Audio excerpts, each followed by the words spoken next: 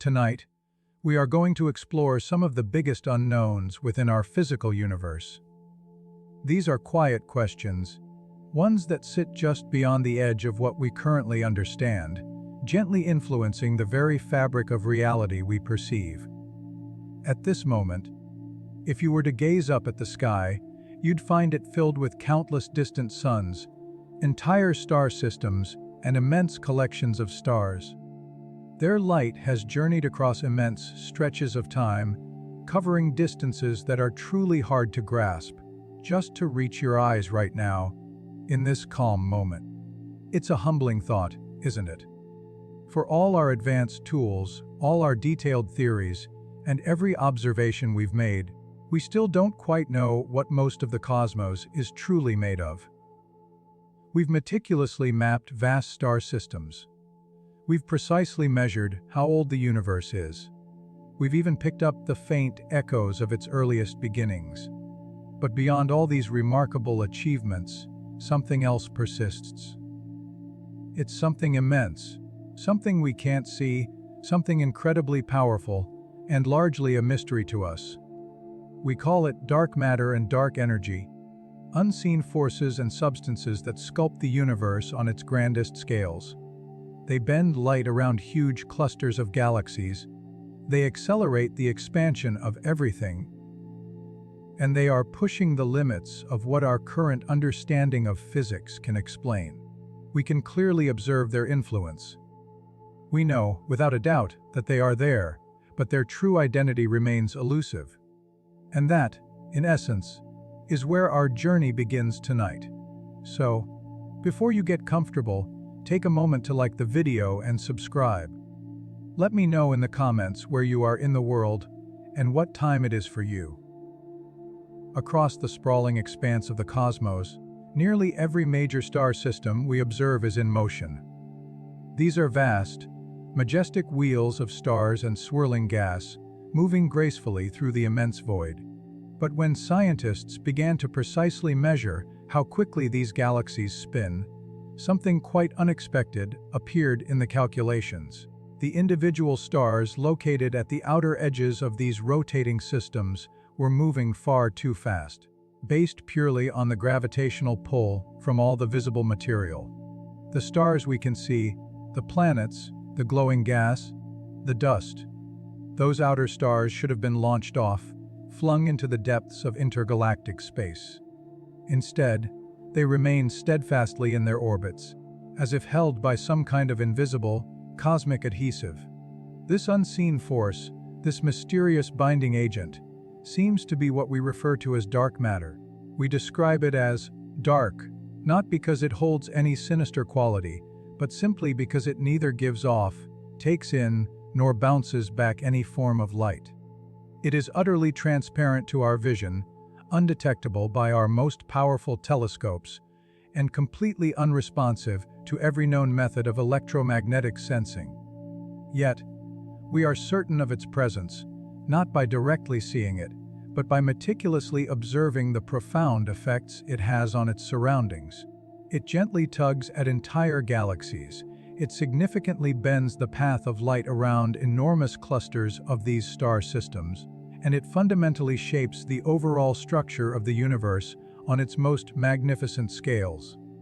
It's a silent, unseen sculptor of everything around us. This dark component outweighs all the regular, luminous matter we can actually observe by a factor of roughly 5-to-1. In a very real and fundamental sense, this hidden substance really does dominate the vast majority of the cosmos. We just haven't figured out what it is yet. The initial threads of this intriguing story trace back to the 1930s. A keen Swiss astronomer named Fritz Zwicky was meticulously studying the Coma cluster.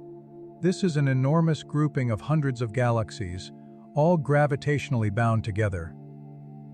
While observing this impressive collection, Zwicky noticed something peculiar about the speed at which these individual galaxies were moving.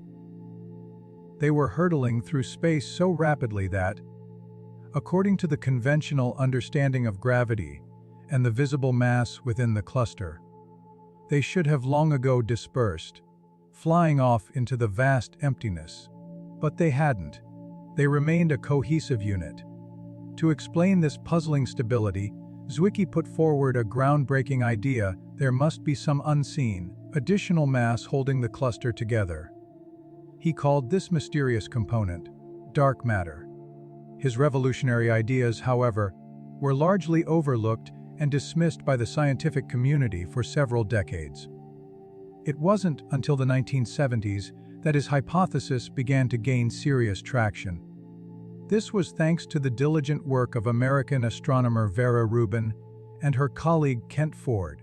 They focused their efforts on observing the rotational patterns of individual galaxies. What they found was a remarkably consistent and strange pattern.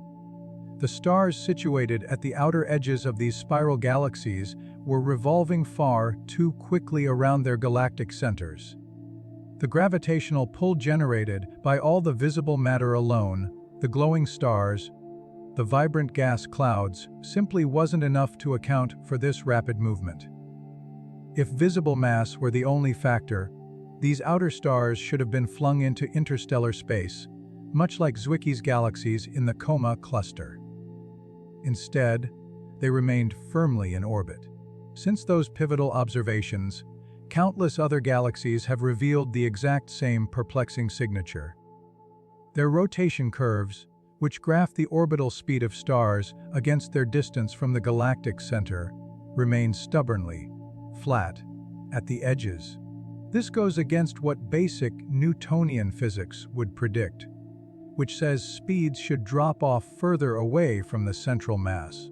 It's almost as if each galaxy is nestled within a colossal, invisible halo, a massive, transparent cocoon of material that we cannot directly perceive, but whose immense gravitational influence we absolutely must factor into our cosmic equations. Even when vast collections of galaxies collide, the dark matter within them behaves in a uniquely strange way.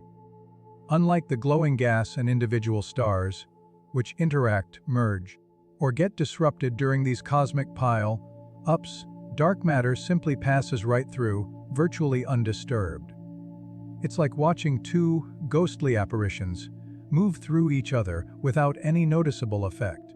A prime example of this ethereal behavior is evident in the Bullet cluster. This remarkable cosmic structure is actually a pair of galaxy clusters that are in the process of merging. By employing a technique called gravitational lensing, astronomers were able to meticulously map precisely where the mass was truly concentrated within this colossal collision. What they discovered was astonishing.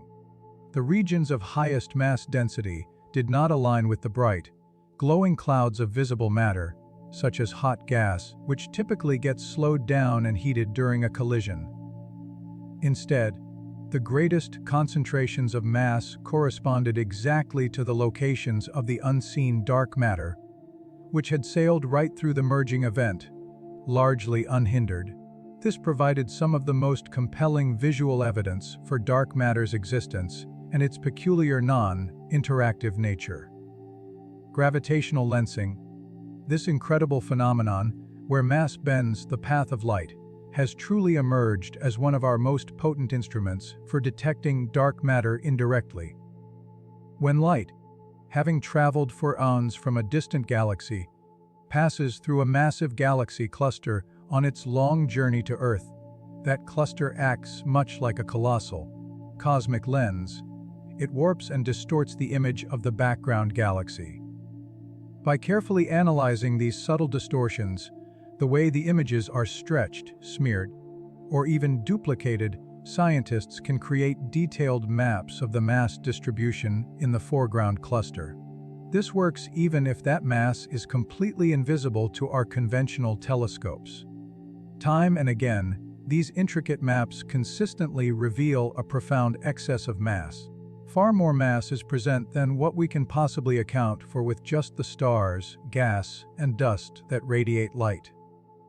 This persistent discrepancy, observed across numerous galaxy clusters, strongly confirms the pervasive influence of dark matter.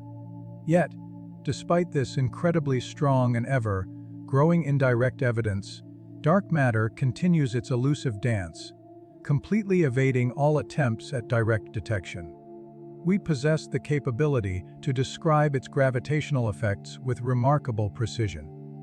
We can calculate, with a high degree of certainty, exactly how much of it must be present to explain the observed motions and structures in the universe.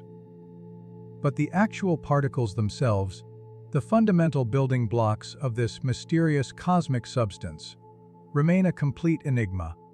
They appear to interact with ordinary matter through no known force other than gravity, and even that interaction seems incredibly weak, almost imperceptible. So, this begs the fundamental question, what could it possibly be? Over the past few decades, physicists have put forward a variety of hypothetical particles as potential candidates to unravel the enigma of dark matter. One of the earliest and most extensively researched possibilities is known as the WIMP, or weakly interacting massive particle. WIMPs are theoretical particles that would interact via the weak nuclear force, one of the four fundamental forces, but crucially, they would not interact through the electromagnetic force. This lack of electromagnetic interaction would perfectly explain their invisibility to light and our telescopes. Their predicted mass and other characteristics naturally emerge from many theoretical extensions of the standard model of particle physics, including a popular framework known as supersymmetry. For many years, WIMPs were considered the leading contender in the dark matter race. Entire subterranean laboratories were painstakingly constructed deep beneath the Earth's surface, specifically designed with the hope of capturing these elusive entities. Massive detectors, meticulously shielded from disruptive cosmic rays and all other forms of background noise, were set up, patiently waiting for the exceedingly rare event of a WIMP striking an atomic nucleus. However, despite years of dedicated effort and increasingly sensitive experiments, no such collision has ever been definitively observed. As one experiment after another yielded null results, the scientific community began to shift its attention towards other intriguing possibilities. Another prominent candidate that has emerged is the axion. This is a remarkably lightweight, ghostly particle that was initially proposed to resolve a specific theoretical conundrum within quantum chromodynamics, which is the fundamental theory describing the strong nuclear force. Axions are hypothesized to be incredibly light, possessing a mass potentially millions or even billions of times smaller than an electron. However, if they exist, they could be so incredibly numerous, existing in such vast quantities throughout the universe, that their collective mass would add up to a significant source of the missing dark matter.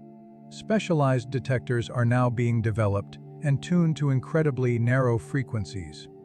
These experiments aim to catch the faint signals that axions might produce if they were to occasionally convert into photons, particles of light, within a strong magnetic field.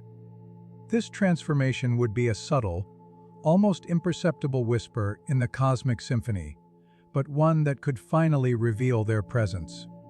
Beyond these leading contenders, other fascinating ideas continue to stretch the boundaries of our imagination in physics. Some researchers ponder the existence of sterile neutrinos. Unlike the ordinary neutrinos we know, which interact weakly, sterile neutrinos would interact even less, making them incredibly difficult to detect, hence the sterile moniker. Another concept involves hidden sector particles, an entire realm of particles and forces that exist parallel to our own standard model, interacting with us only through gravity. There's even the intriguing, though less favored, possibility that dark matter could consist of primordial black holes. These would be tiny black holes, formed not from the collapse of massive stars, but in the chaotic, incredibly dense conditions of the very early universe, just moments after the Big Bang. Some unconventional researchers suggest that the enigma of dark matter might not involve new particles at all.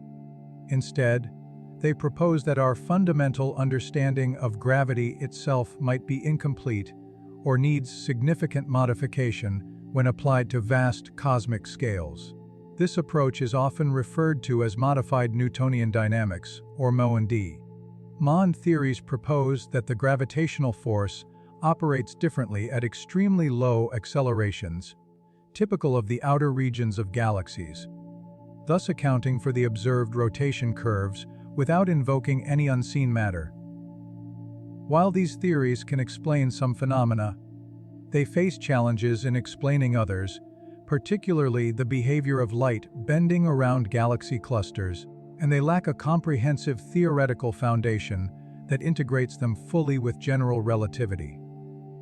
And yet, none of these diverse and often radical proposals have definitively resolved the profound riddle. The precise nature and fundamental composition of dark matter remain deeply uncertain. However, what it does, how it precisely sculpts and shapes the universe, is something we are beginning to understand with increasing clarity.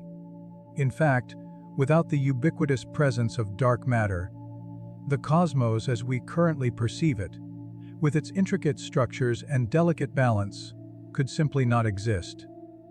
In the incredibly hot and dense conditions of the very early universe, shortly after the Big Bang, ordinary matter was far too energetic and chaotic to begin collapsing into stable structures like galaxies. It was constantly and strongly interacting with light particles, which effectively prevented it from clumping together under its own gravity. But dark matter, being largely unaffected by radiation and electromagnetic forces, could begin to form denser regions even in those earliest, turbulent moments of time. These nascent, slightly more concentrated pockets of dark matter acted as gravitational seeds, creating invisible wells of gravity. It was into these gravitational wells that ordinary matter would eventually, slowly, begin to fall and accumulate. In this crucial way, dark matter served as an indispensable scaffolding, an unseen cosmic framework upon which the entire universe would later be built. Tiny, subtle fluctuations in the density of this dark, ethereal substance provided the essential starting points, the cosmic blueprints, around which vast galaxies and enormous galaxy clusters could eventually grow and coalesce. Detailed computer simulations of cosmic evolution vividly illustrate this profound role. When dark matter is incorporated into these models, the resulting large-scale structure of the universe, the intricate, filamentary networks of galaxies stretching across immense voids, matches almost perfectly with what our most powerful telescopes observe in the actual night sky. Without the inclusion of dark matter in these simulations, the universe looks nothing at all like the one we inhabit. There would be no galaxies, no magnificent clusters of stars, no individual suns, and, very likely, no us. Our very existence seems intricately tied to this hidden component of the cosmos. Moreover, dark matter's influence isn't merely limited to the initial formation of these cosmic structures. It continues to play an active, essential role in maintaining the stability and cohesion of galaxies even today. Its pervasive presence neatly explains the enduring stability of elegant spiral galaxies, preventing their outer arms from spinning apart. It accounts for the characteristic shapes and dynamics of massive galaxy clusters, and its subtle fingerprints are clearly visible in the cosmic microwave background, the ancient, faint afterglow of the Big Bang. These minute ripples, these almost imperceptible temperature fluctuations in that primordial light, align beautifully with predictions from a universe where dark matter outweighs normal, visible matter by that significant 5-to-1 ratio. It's not merely a convenient patch scientists added to explain some missing mass. Instead, it is intricately woven into the very foundational blueprint of cosmic evolution, guiding its development from the very first moments until now. And yet, despite all this powerful, converging evidence, we still haven't directly found it. Not a single confirmed dark matter particle has been observed in any laboratory setting. The core of the problem lies in its extreme reluctance to interact. Ordinary matter reveals its presence in countless ways through its electric charge, by emitting or absorbing light, by generating heat, or by creating friction. But dark matter seems to interact almost exclusively through gravity, and perhaps, with immense feebleness, through the weak nuclear force. This makes it incredibly difficult, almost impossible, to directly detect. Trillions upon trillions of ordinary particles, like neutrinos, pass straight through our bodies every second, completely unnoticed. Dark matter particles, if they are indeed particles, would do precisely the same, but without leaving even the slightest trace of their passage. Experiments meticulously designed to detect YMPs, for example, depend on the exceedingly rare event of a dark matter particle occasionally striking the nucleus of an atom and transferring an almost immeasurable, tiny amount of energy. These incredibly sensitive detectors are buried deep underground, often in disused mines or vast mountain caverns, shielded by immense layers of rock to block out all forms of background radiation and cosmic noise. But even with their extreme sensitivity and years of dedicated observation, the results have remained frustratingly empty. Other ingenious methods, such as searching for faint gamma ray signals that might be produced by dark matter particles annihilating each other in dense regions of space, or attempting to create dark matter particles in immensely powerful accelerators like the Large Hadron Collider, have also yielded no clear, unambiguous evidence. It's entirely possible that we have been looking in the wrong place, or perhaps for the wrong kind of entity altogether. Part of the profound difficulty in this quest may lie in our initial assumptions. Many early searches were heavily guided by elegant theoretical frameworks, such as supersymmetry, which predicted specific kinds of particles within certain mass ranges. As these particular possibilities are experimentally ruled out, the vast parameter space, the range of potential properties and characteristics of dark matter continues to expand significantly. Dark matter could be far lighter than we initially thought, or much heavier. It could be colder, meaning it moves slower, or more diffuse, spread out more thinly. Or it could be something far stranger, an entirely different form of matter that our current theories haven't even conceived of yet. It might not even exist in the form of discrete particles at all. Perhaps it behaves more like a pervasive field, subtly influencing its surroundings. It might even interact with itself in ways we haven't yet imagined, forming complex, unseen structures. Or, even more radically, perhaps our fundamental understanding of gravity itself simply breaks down on these immense, cosmic scales. Each of these speculative paths leads us deeper into uncharted territories of physics. And that is precisely what makes the mystery of dark matter so incredibly profound. This isn't just a simple case of a single missing piece in a well-understood puzzle. It's a significant indicator that our entire foundational picture of matter, of what the universe is fundamentally composed of, may be profoundly incomplete. The standard model of particle physics, which describes all known fundamental particles and forces, except gravity, is one of the most triumphantly successful theories in the history of science. It has been tested with incredible precision and has consistently delivered accurate predictions. But it simply does not include dark matter. Whatever dark matter truly is, it clearly exists outside our current, highly successful framework. This implies that it isn't just a problem for cosmologists trying to understand the universe's large-scale structure. It is, in essence, a direct doorway to entirely new, undiscovered physics. If we can finally comprehend the true nature of dark matter, we may unlock access to entire realms of particles and fundamental forces that we have never before encountered.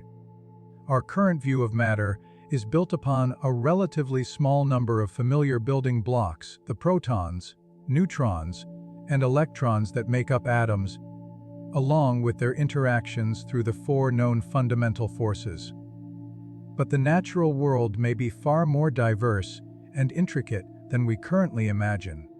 Dark matter could well be merely the visible tip of an entirely unseen sector of physics. A kind of shadow world, with its own unique set of particles, its own internal symmetries, and its own distinct dynamics. This profound possibility completely reshapes how we think about the entire cosmos. The matter that we can perceive, the glittering stars, the swirling gas clouds, the solid planets, even our own bodies, might represent just a thin, luminous glaze on the surface of a much deeper and more pervasive reality. Imagine it as a delicate, glowing icing floating atop an immense, dark, and unseen ocean. We have dedicated centuries to meticulously studying the visible universe, charting its galaxies, and understanding its components.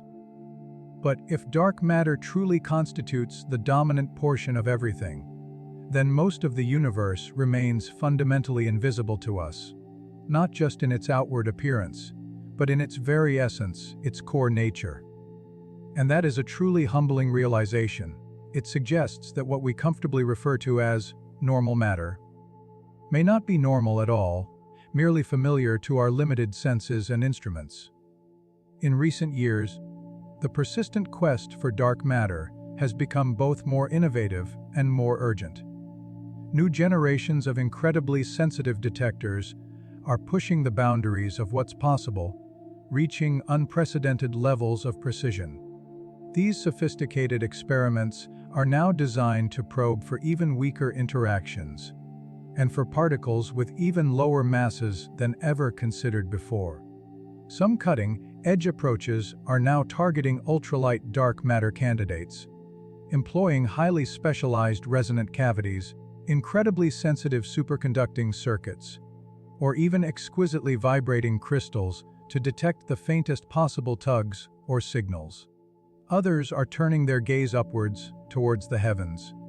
The Fermi Gamma Ray Space Telescope, for instance, diligently scans the dense galactic center, searching for subtle gamma ray signals that might indicate the annihilation of dark matter particles.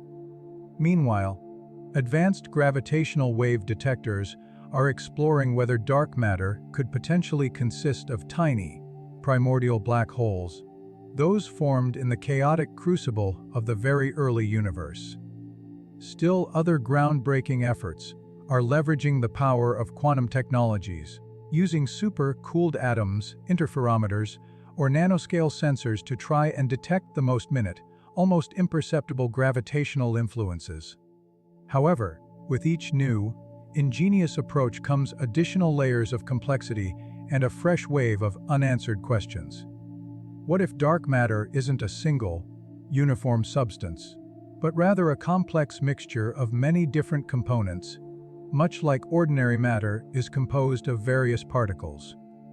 Could it interact with itself, forming its own invisible structures, or perhaps dissipating energy in ways we haven't yet conceived of or detected? And perhaps, most unsettling of all, what if dark matter doesn't actually exist in the way we imagine it? What if the compelling evidence we observe isn't pointing to a missing, unseen mass, but instead to a fundamental flaw or misunderstanding in our current theory of gravity itself? Modified gravity theories, such as MOND, modified Newtonian dynamics, or theories of emergent gravity, offer alternative explanations for galactic rotation curves and other cosmic phenomena without invoking dark matter.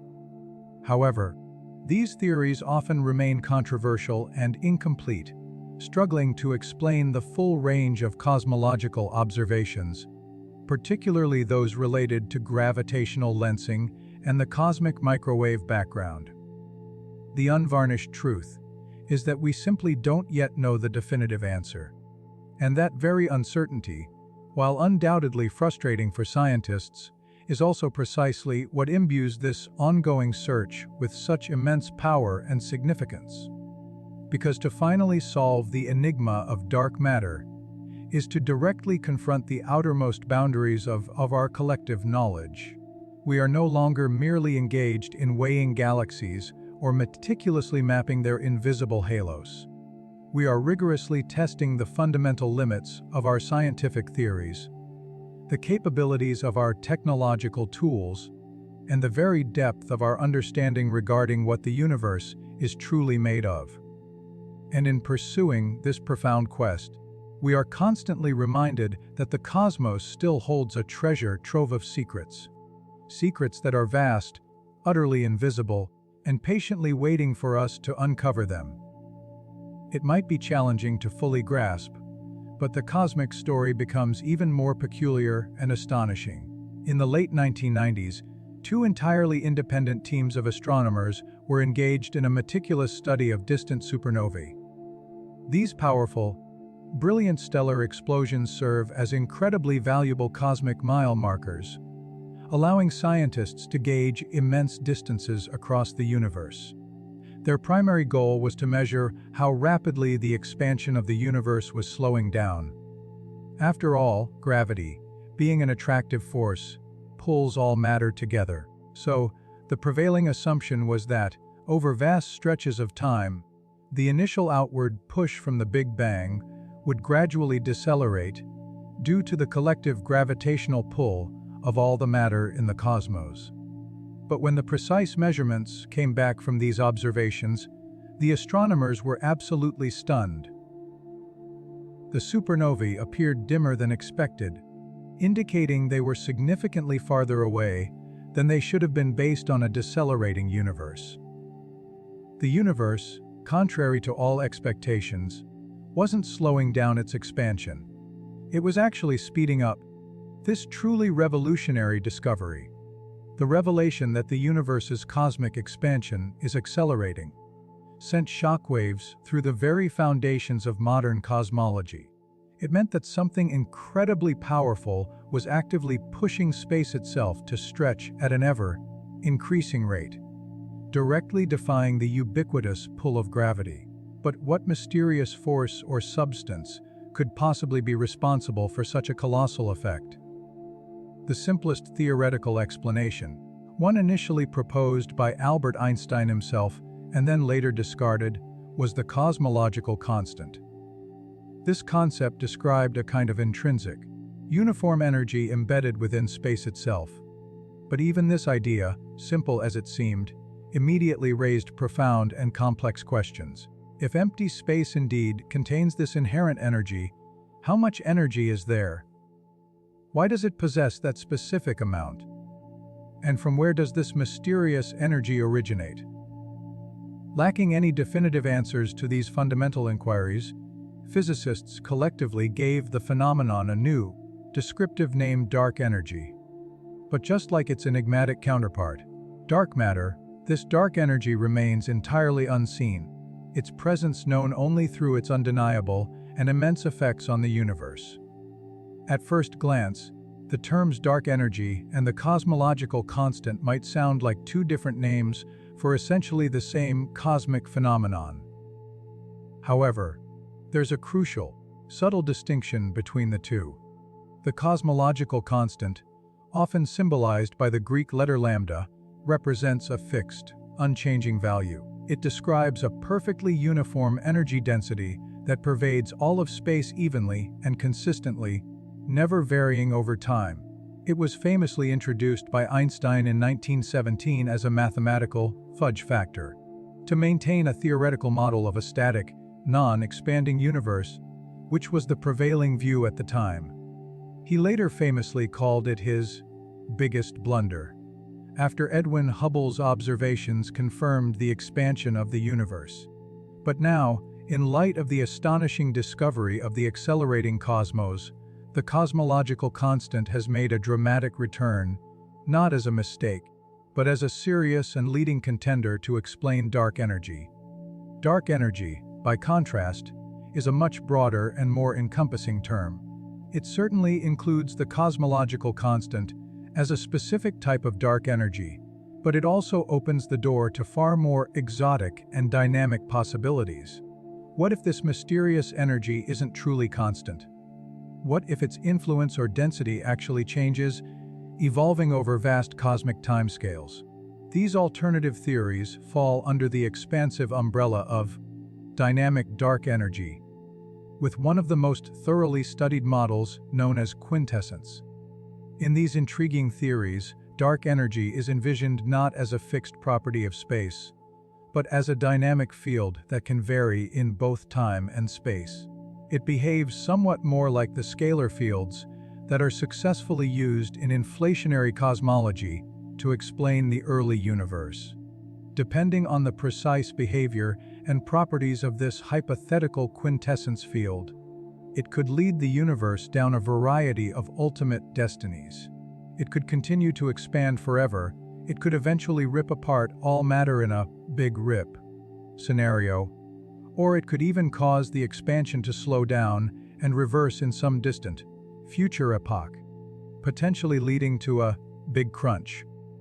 But regardless of the specific theoretical model, the observed effect remains consistently the same. Dark energy profoundly dominates the large-scale behavior and ultimate destiny of the universe. Approximately 68% of the universe's entire energy content appears to exist in the form of this mysterious dark energy. Unlike ordinary matter or even dark matter, it doesn't clump together to form structures like galaxies or clusters. And crucially, it doesn't dilute or become less dense as space itself expands. Instead, it maintains a remarkably consistent density, or even grows in influence, exerting a peculiar kind of negative pressure, a pervasive repulsive force that is intricately woven into the very fabric of space-time. This subtle yet persistent outward push profoundly affects the universe's overall expansion rate, the way cosmic structures grow and develop, and ultimately, even the long-term destiny of everything we know and perceive. Over the immense span of billions of years, dark energy has fundamentally reshaped the cosmos, altering its trajectory and future. In the earliest epochs of the universe, both normal, visible matter and the unseen dark matter were the dominant forces at play. Their gravitational pull worked tirelessly, drawing together vast clouds of gas, sparking the birth of countless galaxies, and meticulously carving out the intricate, web-like structure of the cosmic web. However, as the universe continued its relentless expansion, the overall density of matter, both normal and dark, steadily decreased as it became more spread out. Simultaneously, the influence of dark energy either remained remarkably constant or, in some models, even grew proportionally with the expanding volume of space. At a pivotal point in cosmic history, roughly 5 billion years ago, dark energy reached a critical threshold. It decisively overtook both normal and dark matter as the primary driving force of cosmic evolution. Since that profound shift, galaxies have been drifting farther and farther apart from one another at an accelerating pace. The expansion of space has intensified, pushing everything away from everything else at an ever-increasing velocity. Consequently, the grand structures of the universe, the enormous galaxy clusters and superclusters, have begun to freeze into their current configurations, with little new large-scale growth occurring. This relentless acceleration means that distant galaxies are now receding from us at continuously increasing speeds. Eventually, regions of space located beyond a certain immense distance will be moving away from us faster than light itself can possibly bridge the gap. Those distant galaxies will, one by one, gradually fade from our view, becoming forever unreachable and unobservable. This cosmic isolation will deepen over unimaginable timescales. In trillions of years, the once vibrant night sky, as viewed from our local region of the universe, could grow dark once more. Not because the stars themselves have all burned out, but because the universe will have expanded so enormously that the light from even the closest remaining galaxies will no longer be able to traverse the vast, stretching void to reach us. The distant future, therefore, may hold not just profound silence, but an almost unimaginable solitude on a truly cosmic scale. And yet, it's crucial to remember that this is only one potential fate for the universe. Based on our current, incomplete understanding of what dark energy might actually be, the unvarnished truth is, we still don't definitively know. Is it genuinely constant? Is its influence subtly changing over time? Is it even a real, physical entity? Or merely a compelling symptom that our fundamental understanding of gravity itself requires significant revision on these grand scales? Just as with the mystery of dark matter, these aren't merely questions for idle philosophical speculation. They cut directly to the very heart of fundamental physics, probing the deepest nature of what space and time themselves are ultimately composed of. To meticulously study something as notoriously elusive as dark energy, astronomers have ingeniously turned to the entire universe itself, treating it as an immense, natural laboratory. Supernovae, those incredibly powerful explosions marking the catastrophic end of massive stars, stand out as one of our most potent and invaluable cosmic tools. These spectacular stellar detonations primarily occur in binary star systems when a dense white dwarf star steadily siphons off matter from a nearby companion star. This process continues until the white dwarf accumulates enough mass to reach a critical limit, known as the Chandrasekhar limit, at which point it undergoes a catastrophic thermonuclear explosion. This specific type of supernova is known as a Type Ia supernova. Because these explosions are initiated under remarkably similar conditions. Specifically, when the white dwarf reaches a precise critical mass, roughly 1.4 times the mass of our Sun, known as the Chandrasekhar limit. They all achieve nearly the same intrinsic peak brightness. This consistent peak luminosity is incredibly important. It transforms Type A supernovae into what astronomers call standard candles.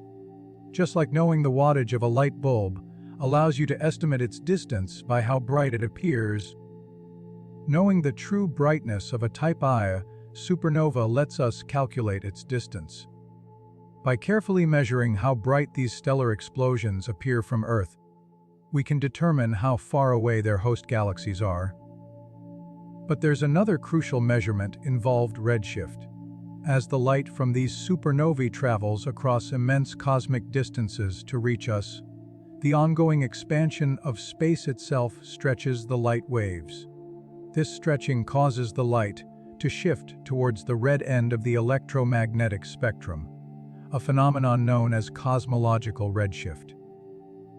The more distant a supernova, the longer its light has been traveling, and the more that light has been stretched by the universe's expansion, resulting in a greater redshift. By combining the measured redshift of these supernovae with their apparent brightness, astronomers can effectively reconstruct the entire expansion history of the universe. This allows them to see how the expansion rate has changed over cosmic time. It was precisely through this powerful method that the universe's accelerating expansion was first uncovered. And ever since that groundbreaking discovery, these brilliant stellar beacons have continued to meticulously trace the cosmic expansion, providing consistent and crucial evidence for the pervasive influence of dark energy. However, Type I supernovae are not the only threads of evidence scientists use. The cosmic microwave background, often referred to as the faint afterglow of the Big Bang, offers a unique snapshot of the universe when it was incredibly young, just about 380,000 years after its fiery birth. Embedded within this ancient light are subtle, tiny fluctuations in temperature. These ripples in the early cosmos encode vital information about the overall geometry and the precise contents of the universe.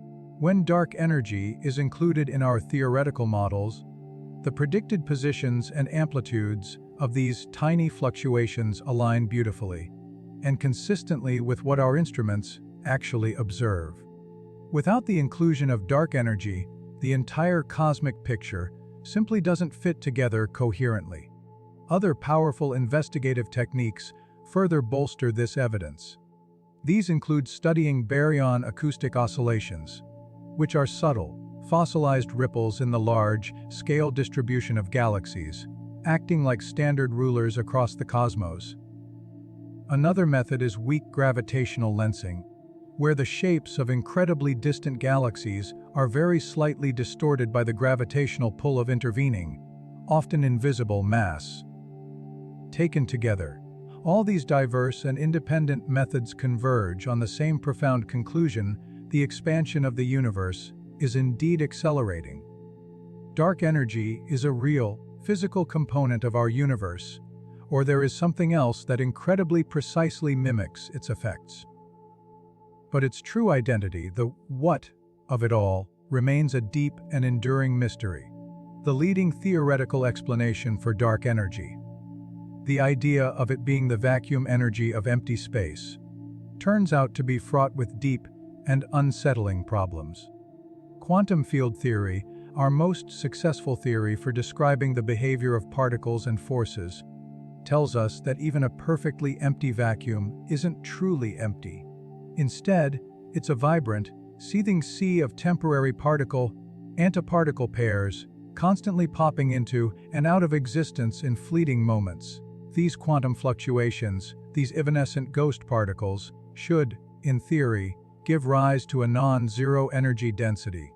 And this vacuum energy, in principle, should behave exactly like a cosmological constant. But here's where the profound discrepancy arises. When physicists attempt to calculate the amount of energy this quantum vacuum should contain, the numbers become absolutely astronomical, wildly divergent from reality.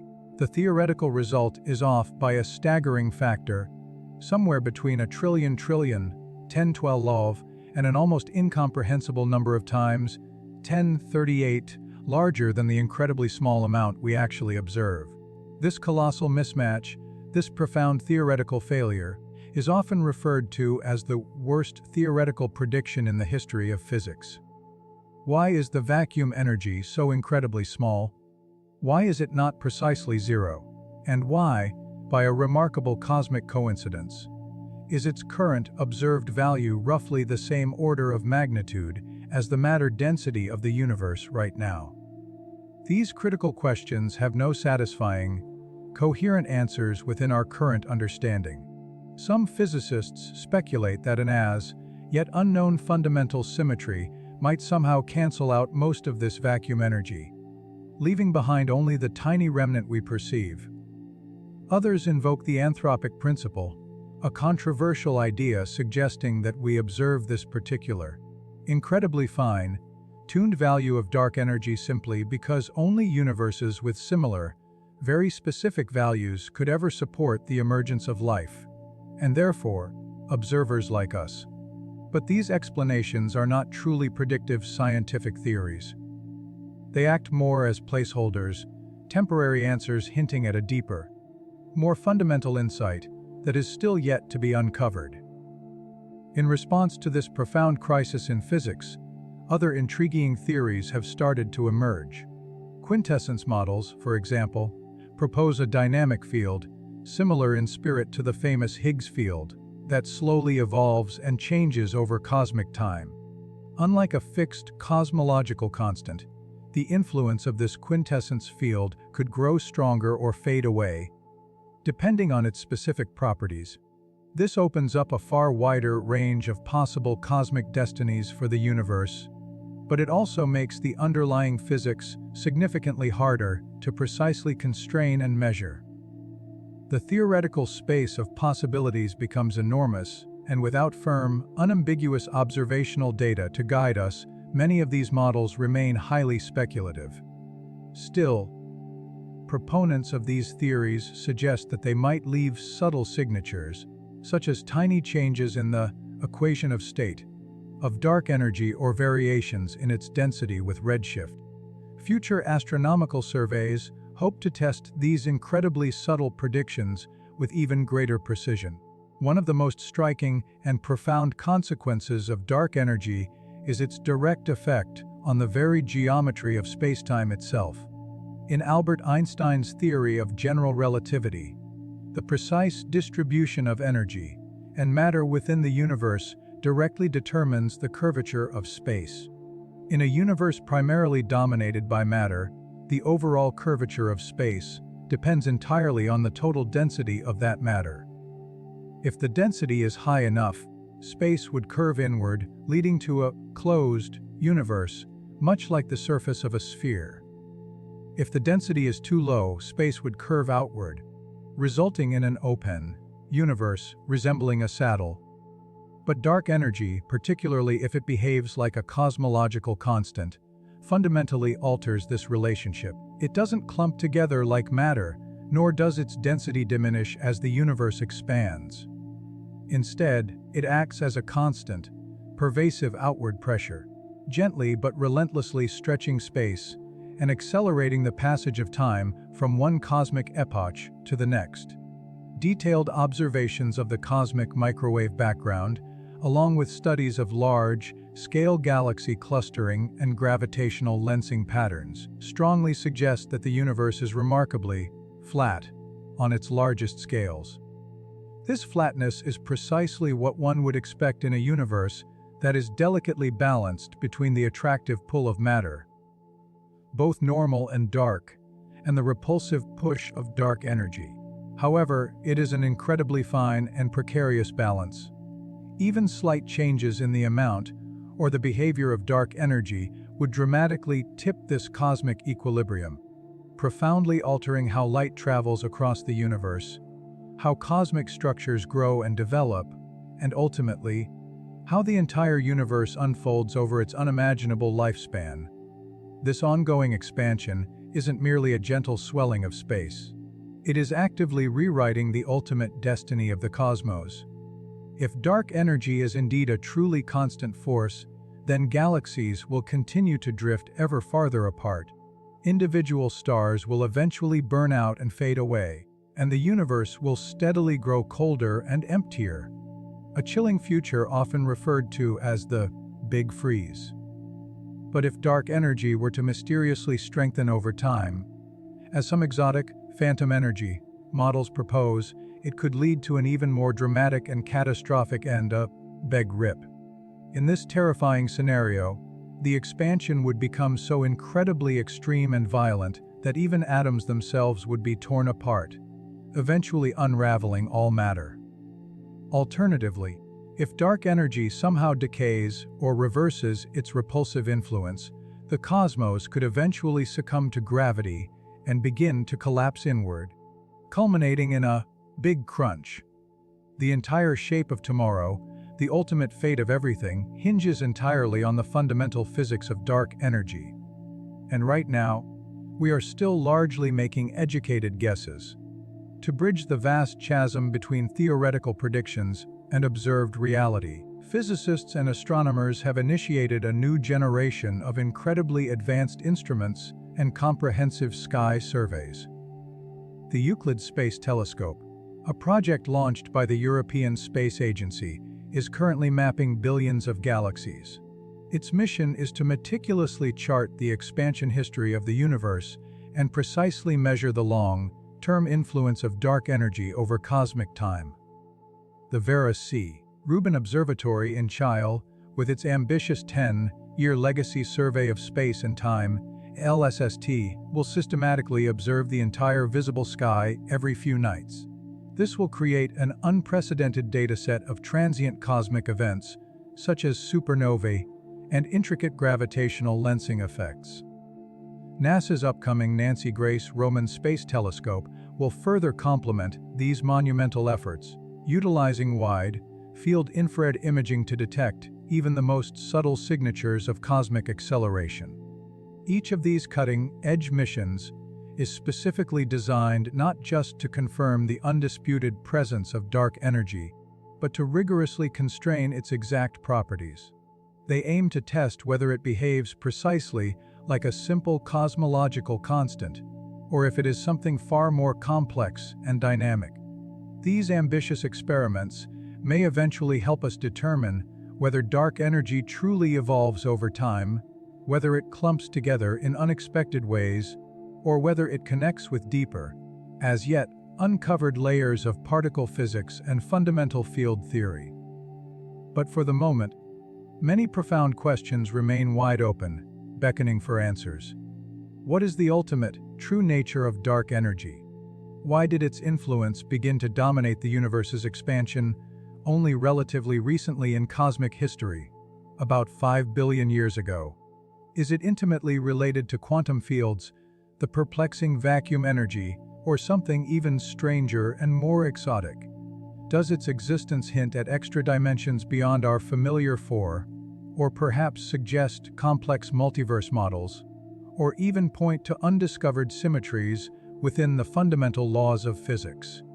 Or could it be a powerful indication that general relativity itself, the very bedrock of our understanding of spacetime, needs significant revision or modification? In many profound ways, dark energy isn't merely a cosmic phenomenon to be observed. It represents a fundamental boundary, a vast, ever-expanding edge to our current scientific understanding. We know, with overwhelming certainty, that it is present. We feel its undeniable influence in the accelerated motion of distant galaxies and the subtle dimming of faraway stars. But its ultimate cause, its deeper meaning, and its precise place within the grand puzzle of the cosmos, those remain deeply hidden, awaiting future revelations. Black holes are among the most enigmatic and extreme objects scattered throughout the universe. They represent a breathtaking consequence of gravity pushed to its absolute theoretical limits. They form when an incredibly massive star, having completely exhausted its nuclear fuel, can no longer generate the outward pressure needed to resist the crushing, inward pull of its own immense weight. If this gravitational collapse is utterly complete and unstoppable, the stellar core compresses to a density far beyond anything known in matter, eventually forming a singularity.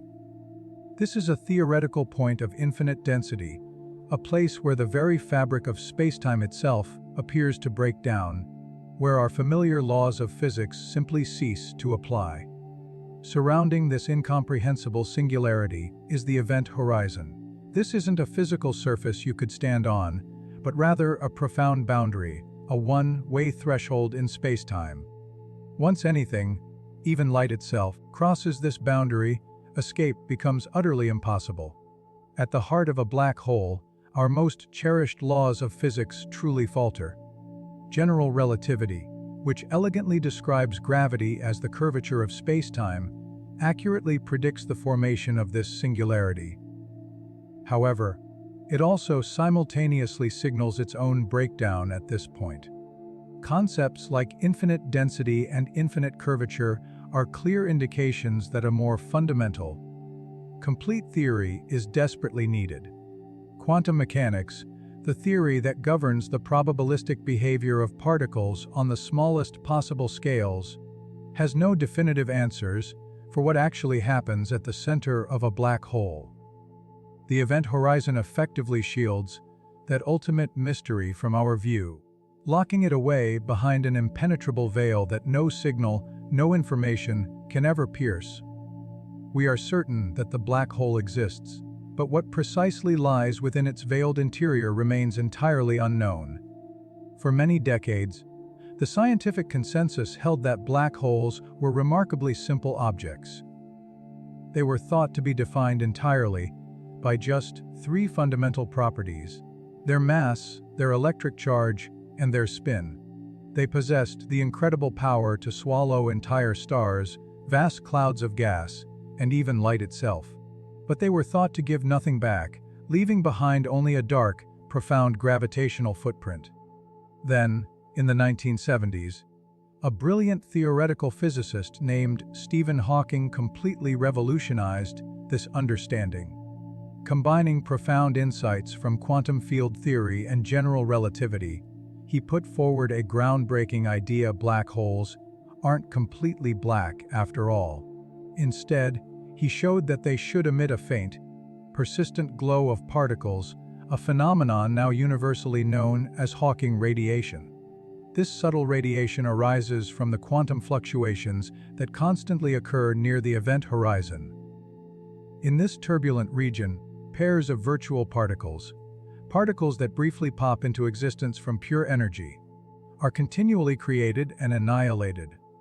Sometimes, by a cosmic twist of fate, one particle from such a pair falls irrevocably into the black hole, while its partner manages to escape to infinity. From a distant observer's perspective, it appears as if the black hole itself is slowly radiating energy and, consequently, gradually losing mass. This was an astonishing and revolutionary insight. However, it immediately led to a deep and unsettling problem, one that continues to challenge physicists today: the black hole information paradox. As a black hole continuously emits Hawking radiation, it steadily loses mass. Over immense periods of time, if no new matter falls into it, the black hole would progressively shrink. Eventually, it might even evaporate entirely, vanishing into a final, faint burst of radiation. But here is the profound paradox: what happens to all the information about everything the black hole once consumed? In the realm of quantum mechanics, a fundamental principle states that information is never truly lost. The evolution of any closed quantum system is inherently reversible, meaning that, in principle, you could always trace its history backward. The quantum wave function, which describes the state of a particle, evolves smoothly and predictably according to the Schrödinger equation, preserving all information. But in Hawking's original picture, the emitted radiation is described as being completely thermal, meaning it is random and carries no discernible imprint of the black hole's internal contents.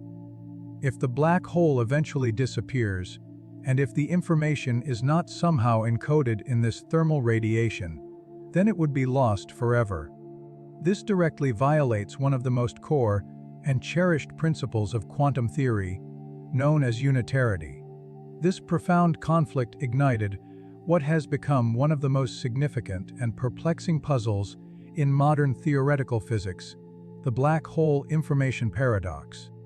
How can we possibly reconcile Hawking radiation, which seemingly leads to the destruction of information, with a universe that, at its most fundamental quantum level, should absolutely conserve information? The stakes involved are enormous. If information can indeed be irretrievably lost within black holes, then quantum mechanics itself, one of our most successful theories, may be incomplete or fundamentally flawed. Conversely, if information is always conserved, then something profound about our understanding of black holes, or even space-time itself, must undergo a radical revision. And the paradox only deepens and becomes more intricate the more closely we examine it. One of the most surprising and counterintuitive developments in the study of black hole physics was the realization that black holes possess entropy. In classical thermodynamics, entropy is typically understood as a measure of disorder, or more precisely, a measure of the number of distinct microscopic configurations that can correspond to a given macroscopic state. A glass of water has entropy, a star has entropy, but a black hole, being described as a remarkably simple object defined only by its mass, charge, and spin, seemed too streamlined. It appeared to lack the complex internal degrees of freedom that typically give rise to entropy. And yet, Hawking's work, alongside the pioneering insights of Jacob Bekenstein, revealed a groundbreaking truth: black holes must indeed possess entropy. Furthermore, this entropy is proportional not to their volume, but astonishingly, to the surface area of their event horizon. This was a truly profound conceptual shift. It strongly suggested that the information content within a black hole scales with its boundary, with its outer edge, rather than with its internal volume. Bekenstein's formula, later mathematically refined and confirmed by Hawking, demonstrated that the entropy of a black hole is directly proportional to the area of its event horizon, divided by the square of the Planck length. This implies that the entropy of a black hole is immense, far greater than that of ordinary matter of comparable mass. This unexpected and deep connection between area and entropy ultimately led to the formulation of the holographic principle. This radical idea suggests that the fundamental description of a region of space might actually be encoded on its boundary, much like a three-dimensional image is contained within a two-dimensional hologram. However, truly understanding precisely what those microstates are and how they manage to store this vast amount of information requires a complete and consistent theory of quantum gravity. General relativity describes black holes as smooth, continuous geometrical objects in spacetime. In contrast, quantum mechanics, which governs the universe at its smallest scales, demands a granular, probabilistic structure. Reconciling these two fundamentally different descriptions requires a much deeper, overarching theoretical framework, one that can seamlessly describe space, time, and information at the absolute smallest possible scales. Several ambitious theoretical approaches have attempted to bridge this significant gap. In string theory, for instance, black holes can be modeled as intricate collections of vibrating strings and higher, dimensional objects called brains. The quantum configurations and interactions of these strings and brains are then hypothesized to precisely match the expected entropy of a black hole. Loop quantum gravity, another prominent candidate theory for quantum gravity, describes spacetime itself as a discrete network of tiny, interconnected loops, a spin network. This framework might account for black hole microstates in a conceptually different way, where the area of the event horizon is quantized into discrete units. However, no single theory has yet emerged as the definitive or universally accepted solution, and the profound information paradox continues to persist, challenging our deepest assumptions. One proposed resolution to this paradox suggests that the information isn't truly lost, but is somehow subtly encoded within the Hawking radiation itself, after all. This implies that the radiation isn't perfectly thermal or random, but instead carries incredibly subtle quantum correlations, intricately entangled with the black hole's interior. As the black hole slowly evaporates, these quantum correlations might, in principle, allow the information to escape in a scrambled but ultimately recoverable form. This scenario would preserve unitarity, the fundamental rule that quantum evolution is reversible, and thus save the core foundations of quantum theory. However, this raises a new set of complex questions. How exactly does this information manage to get out? Through what mysterious physical mechanism does it escape? And if it does escape, does that in some way violate the deeply ingrained idea that nothing, not even information, can travel faster than the speed of light? To address these thorny issues, some physicists have put forward a truly dramatic and controversial possibility, the firewall hypothesis. According to this radical idea, the smooth, seemingly uneventful horizon of a black hole, as predicted by general relativity, is merely an illusion. Instead, an observer unfortunate enough to fall into a black hole would encounter a scorching, high-energy firewall right at the event horizon itself. At this firewall, quantum entanglement, a cornerstone of quantum mechanics, would violently break down. This scenario would indeed allow information to escape, but it comes at a tremendous cost. It would violate another cherished principle of physics, Einstein's equivalence principle. This principle states that free fall through empty space should feel utterly smooth and uneventful, indistinguishable from floating in deep space far from any gravity. The firewall proposal thus preserves quantum unitarity, but only by sacrificing a core symmetry of general relativity. It's a bold conceptual maneuver, and one that remains highly debated and controversial within the scientific community. Some researchers view the concept of firewalls as a stark indication that we have reached the fundamental limits of our current theoretical frameworks. Others see them as an unintended artifact, a consequence of overly strict or perhaps incorrect assumptions. But there is widespread agreement that the eventual resolution to the black hole information paradox will almost certainly involve entirely new physics, perhaps even a radically new understanding of what space, time, and information themselves fundamentally are. Despite their profound mystery, or perhaps precisely because of it, black holes have become incredibly valuable conceptual tools for physicists. They are not merely interesting astrophysical curiosities. They function as ultimate crucibles, cosmic laboratories where the known laws of nature are pushed to their absolute breaking point. In the incredibly intense gravitational environment near a black hole's event horizon, time itself slows down dramatically. Space is stretched and distorted to an almost unimaginable degree. Tidal forces, the differential pull of gravity, grow so astronomically strong that they could effortlessly rip apart atoms, let alone stars. These represent the most extreme physical conditions that the universe naturally provides.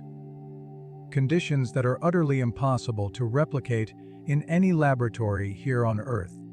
Studying black holes allows us to rigorously test general relativity in its most extreme and demanding regime. It also provides a unique window to probe the very edge of quantum physics, precisely where our current understanding begins to fray and crack.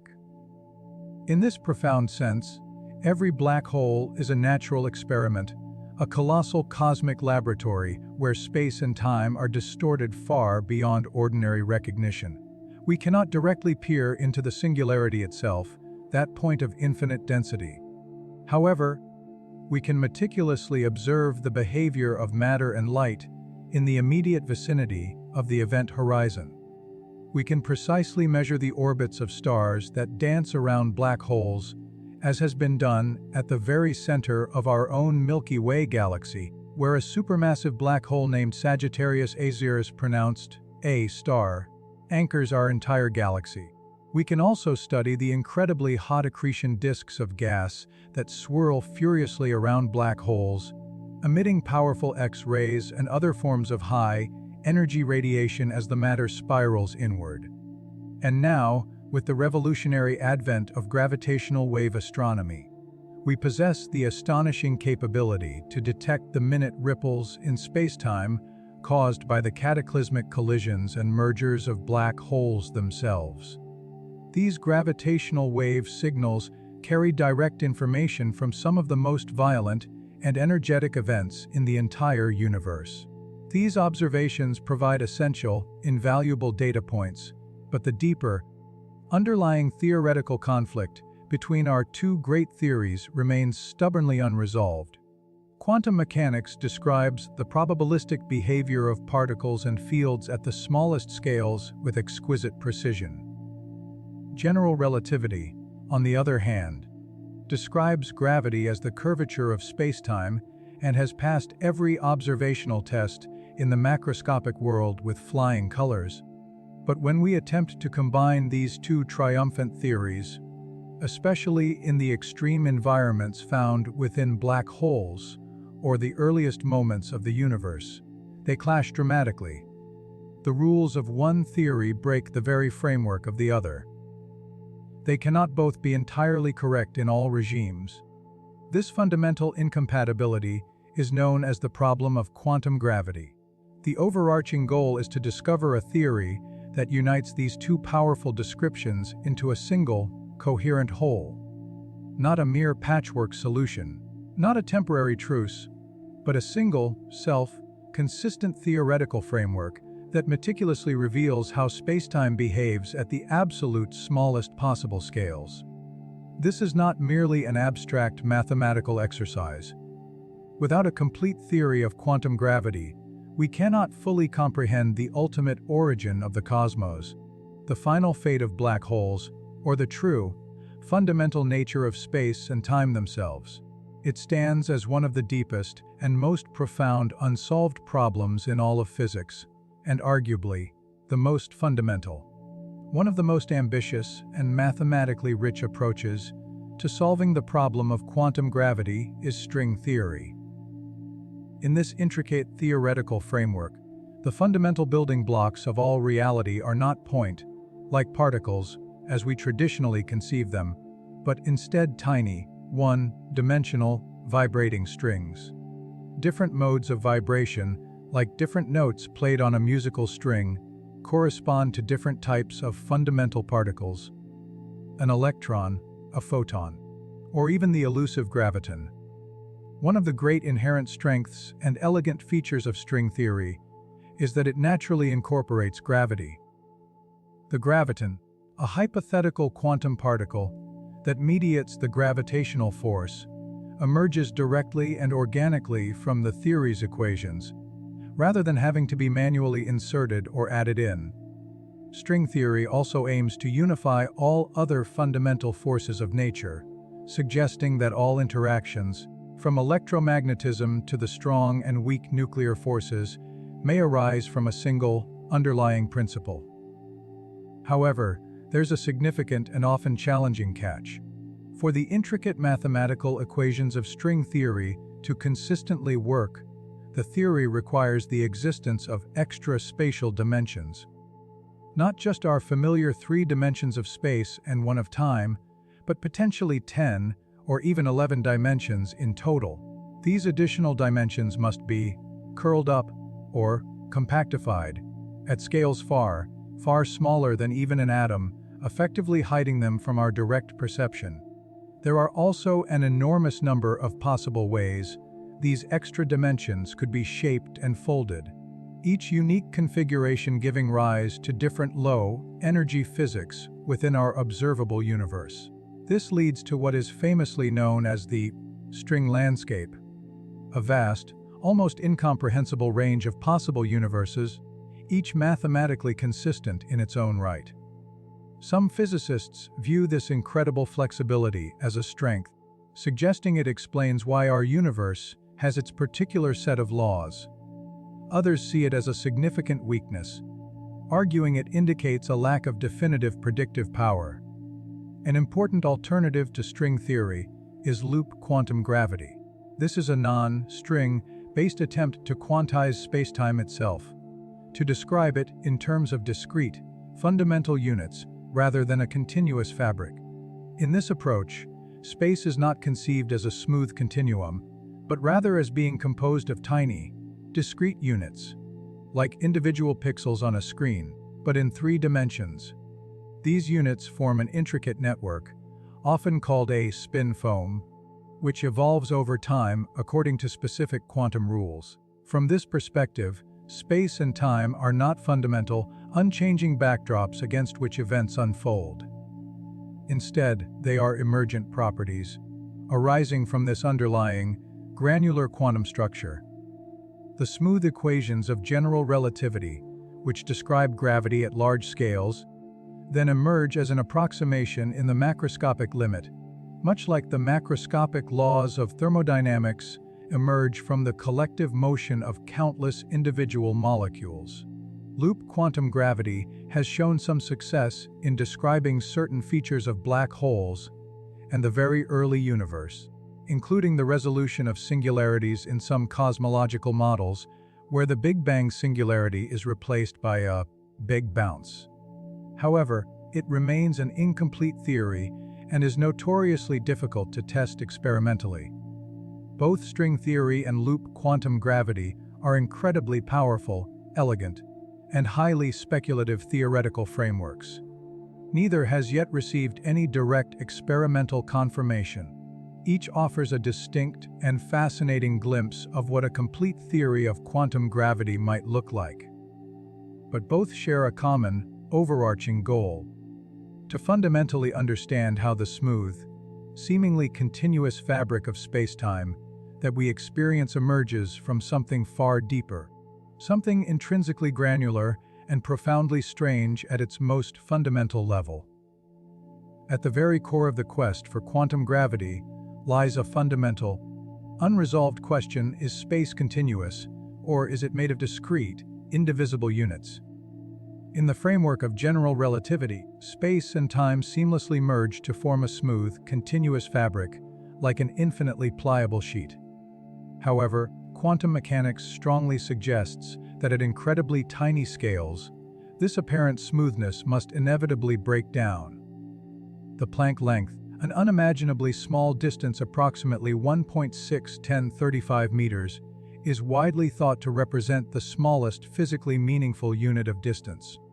Below this scale, quantum fluctuations in the geometry of spacetime become so intense, so violent, that space itself loses its familiar classical meaning. Distances become blurred, undefined. The very notion of where something begins to dissolve into a quantum foam. Time, too, may not flow smoothly and continuously, but might instead emerge from more fundamental, discrete quantum processes. This leads to a radically different and mind-bending picture of reality, one in which space and time are not fundamental ingredients of the universe, but rather emergent properties, much like temperature or pressure arise from the collective behavior of atoms. In some theories, spacetime is composed of tiny, discrete units, often called quanta of geometry, much in the same way that all matter is ultimately composed of atoms. In loop quantum gravity, these fundamental units take the form of spin networks, which mathematically define areas and volumes with discrete, quantized spectra. In string theory, this granular structure is thought to emerge from the intricate vibrations and interactions of the fundamental strings and branes themselves. In causal set theory, an even more radical approach, spacetime is modeled as a collection of discrete events, connected only by cause and effect relationships, forming a kind of cosmic Hasse diagram. In all these scenarios, the smooth continuum described by general relativity is considered to be merely an approximation, a large-scale limit of something far more fundamental and inherently quantum. However, probing these profound ideas experimentally is extraordinarily challenging, bordering on the impossible with current technology. The Planck scale is so incredibly far beyond the reach of today's most powerful particle accelerators that any direct tests are, for all practical purposes, impossible. Even the Large Hadron Collider, the most powerful accelerator ever constructed, operates at energies more than 1 trillion times too low to probe these fundamental scales. But physicists, being an incredibly ingenious and creative bunch, have turned to indirect clues and subtle observational signatures. For example, quantum gravity might, in theory, cause tiny, almost imperceptible violations of Lorentz invariance. This is the fundamental principle that states the laws of physics should be precisely the same for all observers, regardless of their motion. These subtle violations could potentially leave detectable imprints in extremely high energy cosmic rays or in the polarization patterns of light from distant gamma ray bursts. Another potential window into the realm of quantum gravity is the cosmic microwave background radiation. The early universe, moments after the Big Bang, was incredibly dense and hot. Conditions were extreme enough that the effects of quantum gravity might have left incredibly subtle fingerprints. In the tiny fluctuations of this primordial light, specific patterns in its polarization, deviations from perfect Gaussianity, non-Gaussianities, or unexpected statistical correlations might offer precious clues. Similarly, gravitational waves, especially those incredibly faint ones originating from the very early universe, could carry direct signatures of the underlying quantum spacetime structure. However, detecting these would require levels of sensitivity in our gravitational wave observatories that we have not yet achieved. Some researchers are also meticulously studying black holes for potential experimental insights, hoping to detect faint COs in the gravitational wave signals produced by merging black holes. These would be tiny, minute deviations from the classical predictions of general relativity, subtle hints that could point to quantum corrections operating near the black hole's event horizon. Still, the vast majority of the evidence supporting these theories remains purely theoretical, deeply mathematical, and not yet directly observable. This lack of immediate experimental verification, however, has not deterred physicists. The pursuit of quantum gravity isn't solely about building machines that can smash particles together. It's equally about constructing new conceptual frameworks, pushing the very limits of coherence and consistency in our understanding of nature. Even without direct experiments, powerful theoretical tools like holography, various dualities, and renormalization techniques have profoundly deepened our understanding of quantum fields, the complex world of thermodynamics, and the very nature of spacetime itself.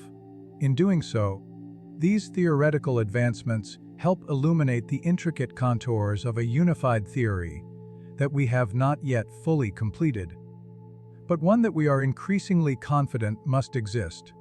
And when it is finally discovered, it will not merely unify the fundamental forces.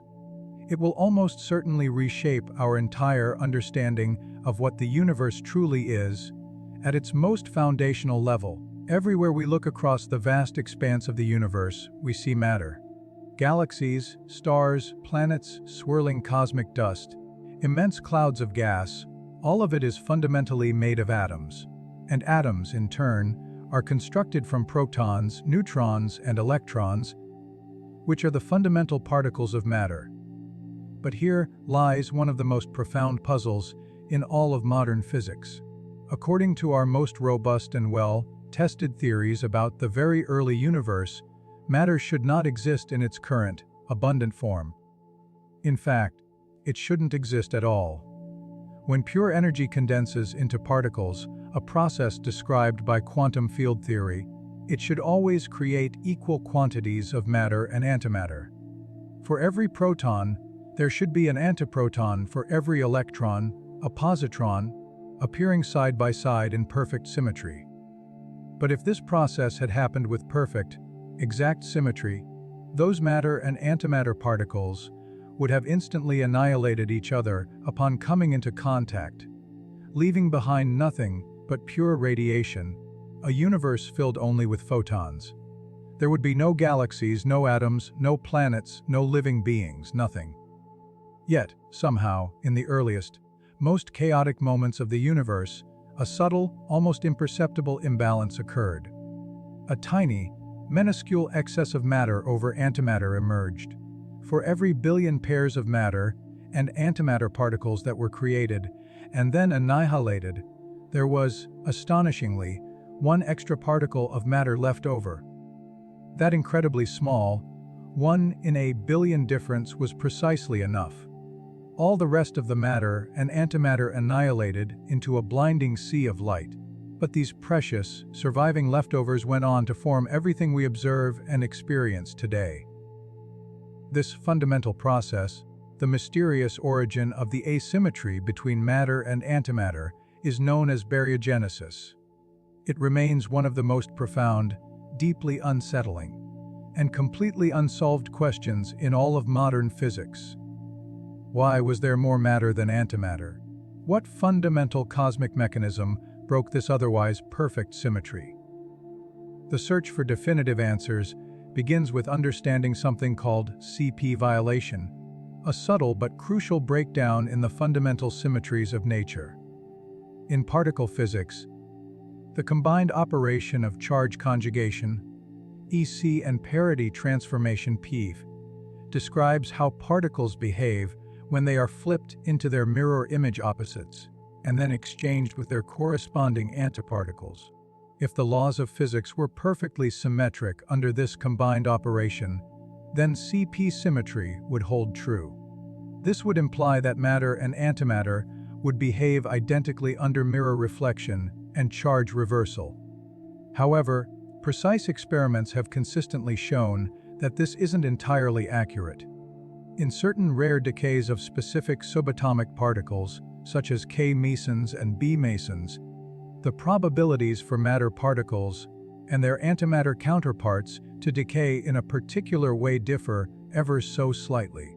This observed violation of CP symmetry is one of the few known ingredients capable of generating a universe dominated by matter.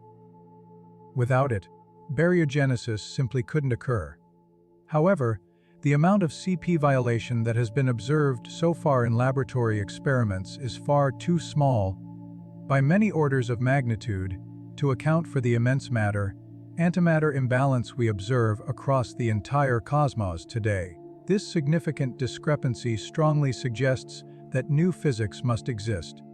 There must be processes, or particles beyond the well-established standard model of particle physics that were at play in the very early universe, producing much stronger asymmetries than we can currently detect.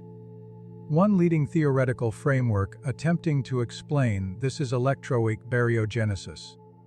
This theory proposes that during a critical period in the early universe, known as the electroweak phase transition, when the electromagnetic and weak nuclear forces separated from a unified electroweak force, certain interactions strongly favored the creation of matter over antimatter. These processes would likely require the existence of new, as yet undiscovered particles and forces, potentially observable at future high-energy particle colliders. Another compelling possibility emerges from a theory called leptogenesis. In this scenario, the asymmetry begins not with baryons, like protons and neutrons, but with leptons, like electrons and neutrinos. The theory posits that incredibly heavy, right-handed neutrinos, hypothetical particles not included in the standard model, decay in a way that profoundly violates CP symmetry. This decay process would create a slight excess of leptons over antileptons. These initial lepton asymmetries would then be converted into the observed baryon asymmetries through specific interactions predicted by the standard model, occurring at very high energies. Leptogenesis is particularly attractive to many physicists because it also offers a natural explanation for the incredibly tiny masses of ordinary neutrinos, which are otherwise very difficult to account for within the standard model. Both electroweak baryogenesis and leptogenesis offer promising theoretical frameworks, but they both remain unconfirmed. They depend on physics, new particles, new interactions, new energy scales that we have not yet directly observed. And so, the profound mystery continues: why, in a universe that should have produced equal amounts of matter and antimatter, are we here at all? To unravel the deep origins of this fundamental matter asymmetry, scientists have turned to some of the most precise and powerful tools ever constructed by humanity: particle accelerators. At facilities like the Large Hadron Collider (LHC) at CERN and Japan's Super KKB accelerator, researchers meticulously study incredibly rare particle decays in exquisite detail. One primary focus of these investigations is on B-mesons. These are short-lived subatomic particles that contain a bottom quark, and they are known to exhibit CP-violating behavior. By carefully comparing how B-mesons and their antimatter counterparts, anti-B-mesons, decay, physicists can measure the minute, subtle differences that strongly hint at underlying symmetry breaking. These incredibly precise measurements rigorously test the very limits of the standard model of particle physics and actively search for any deviations that might point towards new physics operating at higher energies or in hidden sectors of reality. Thus far, the results from these demanding experiments have consistently confirmed the presence of CP violation, but, as mentioned before, not nearly enough of it to explain the immense cosmic imbalance of matter and antimatter. Nevertheless, these experiments are crucial. They help scientists to narrow down the vast search space, constraining the possible properties of potential new particles and interactions that might exist at higher energy scales or within undiscovered realms of physics.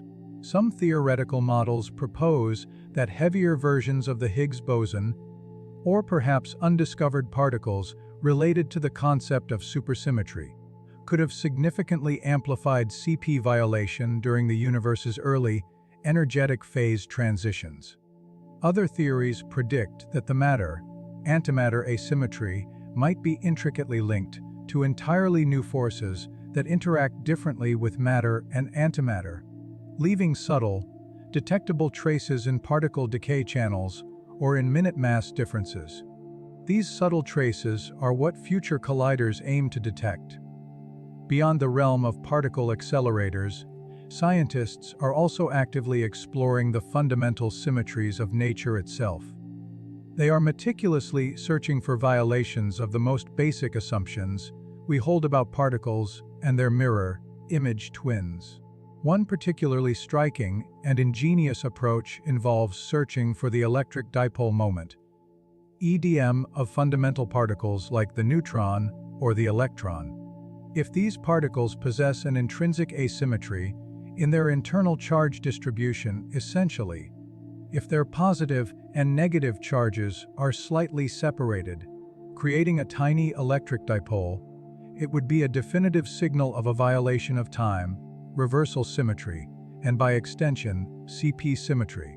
Experiments utilizing ultra-cold neutrons and incredibly precise atomic clocks have pushed the limits of EDM detection to astonishing levels of accuracy. So far, no non-zero EDM has been definitively observed, but the constraints derived from these experiments keep tightening. This process systematically rules out broad classes of theoretical models that predict a larger EDM.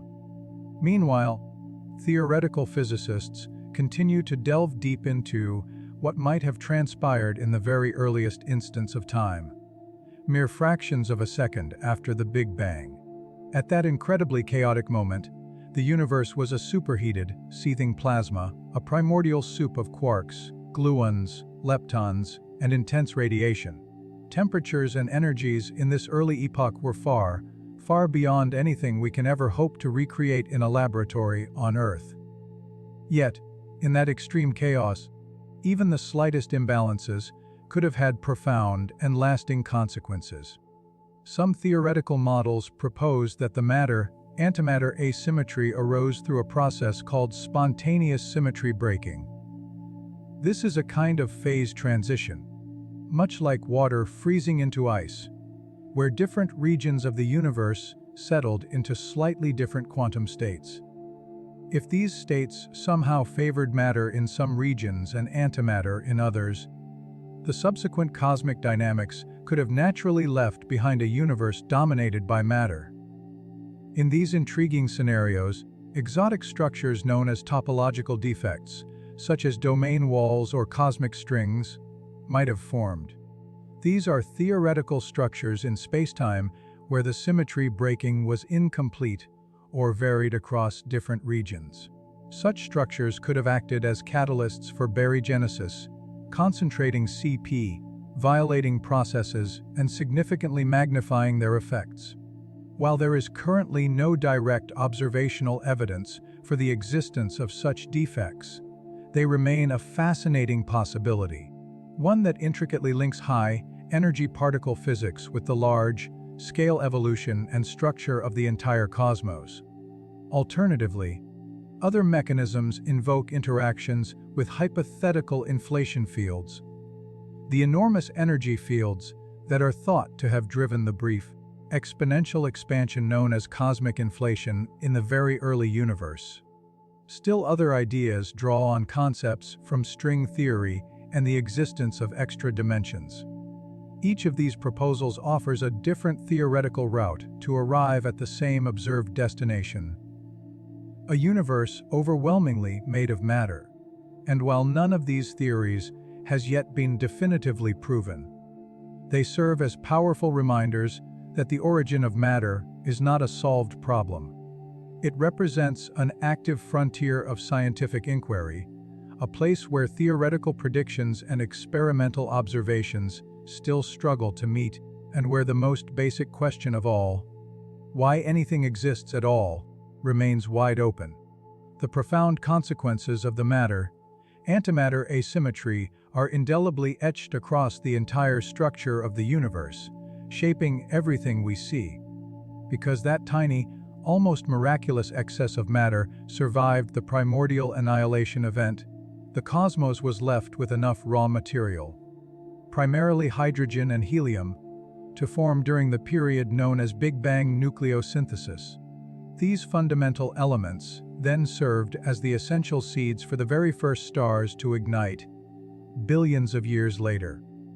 Within the scorching cores of these early stars, and later in their violent supernova explosions, heavier atoms were forged through the powerful processes of nuclear fusion. From these heavier atoms, the building blocks of planets, intricate molecules, and ultimately life itself emerged. The very existence of entire galaxies, from the smallest dwarf spheroidals to the most massive, elegant spirals, rests entirely on that one in a billion imbalance established in the universe's first fleeting moments.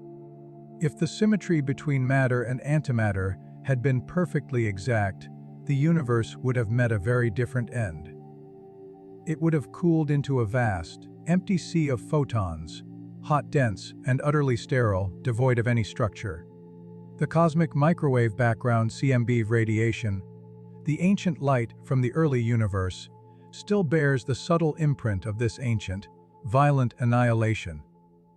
It exhibits a nearly perfect black body spectrum, but with tiny, almost imperceptible fluctuations. These ripples in temperature and density, originating from the quantum realm, later grew into the vast galaxies and clusters we observe today.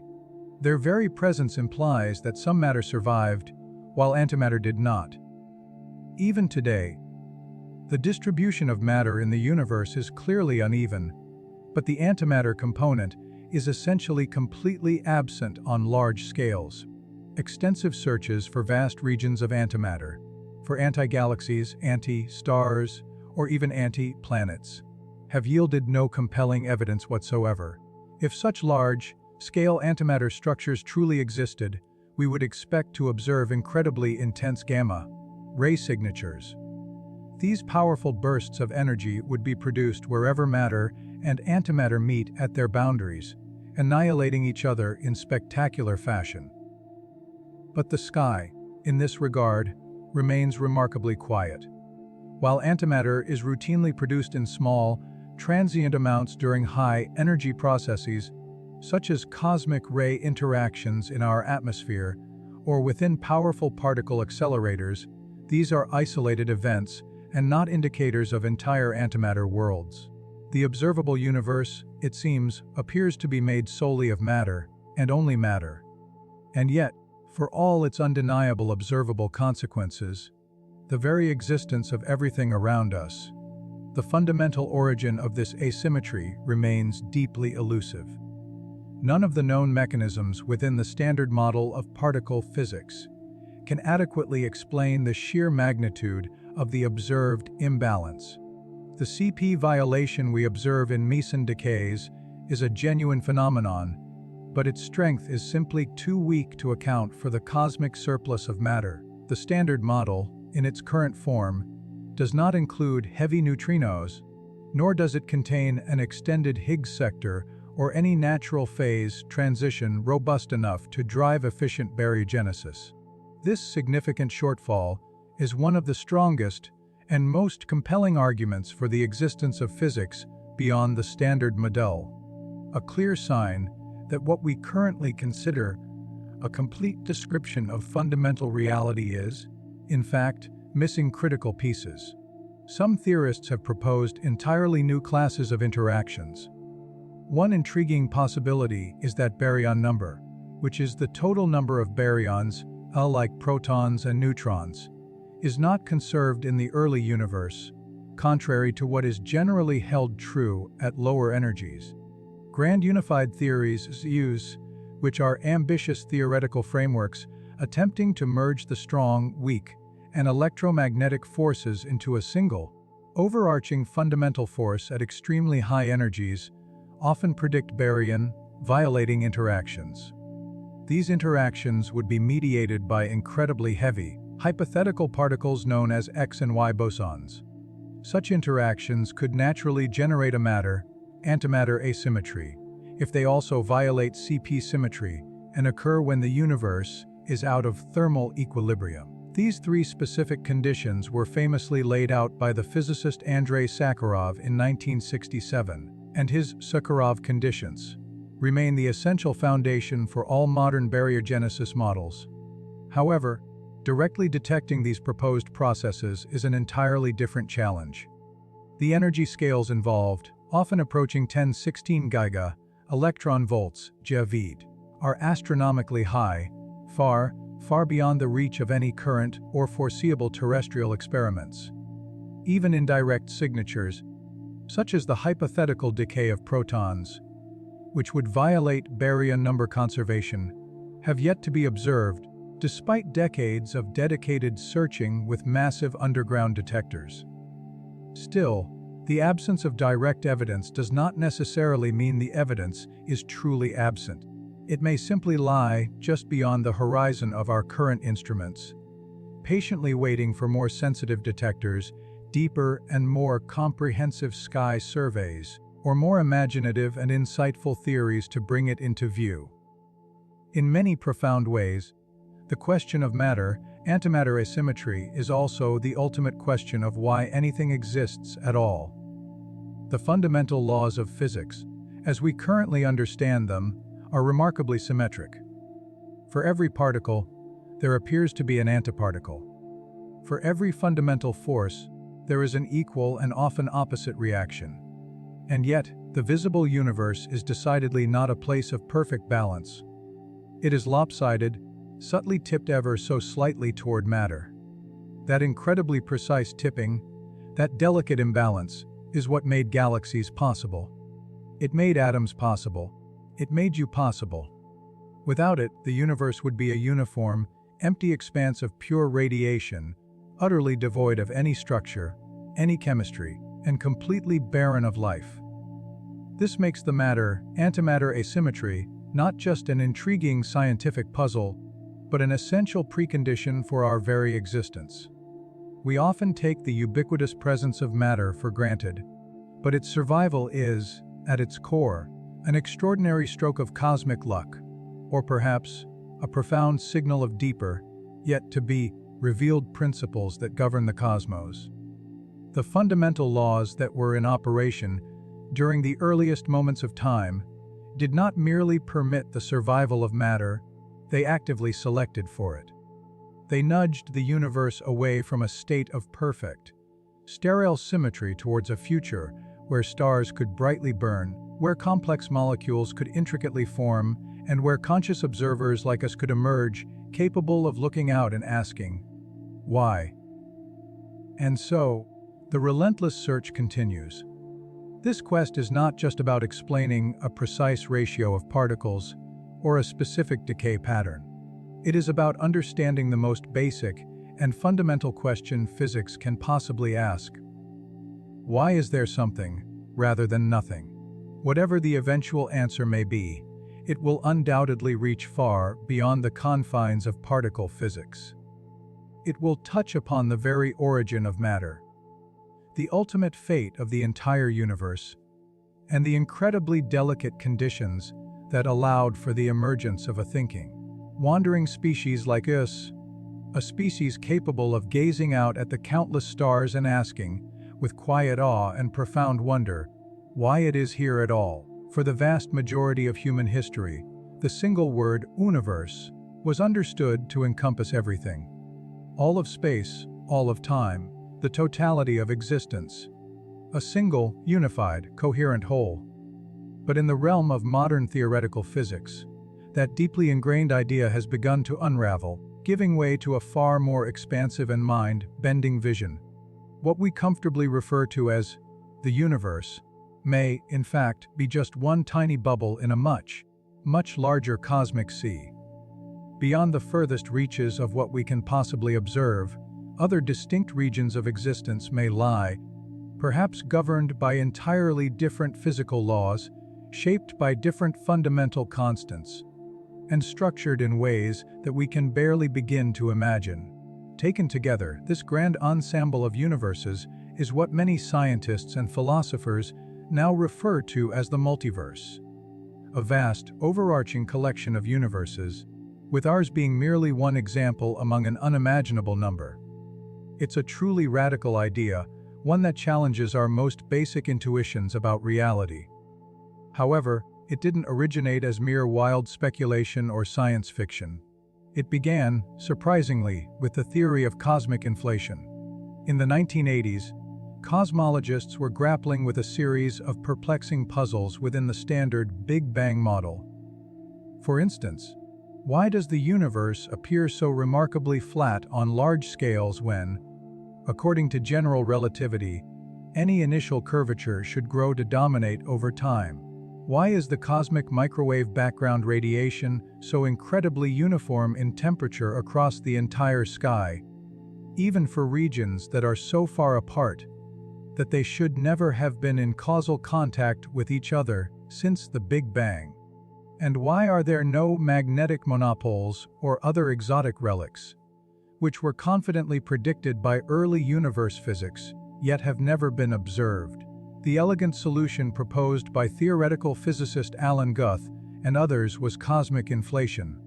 This theory posits a brief, but incredibly rapid, period of exponential expansion that occurred in the first tiny fraction of a second after the Big Bang.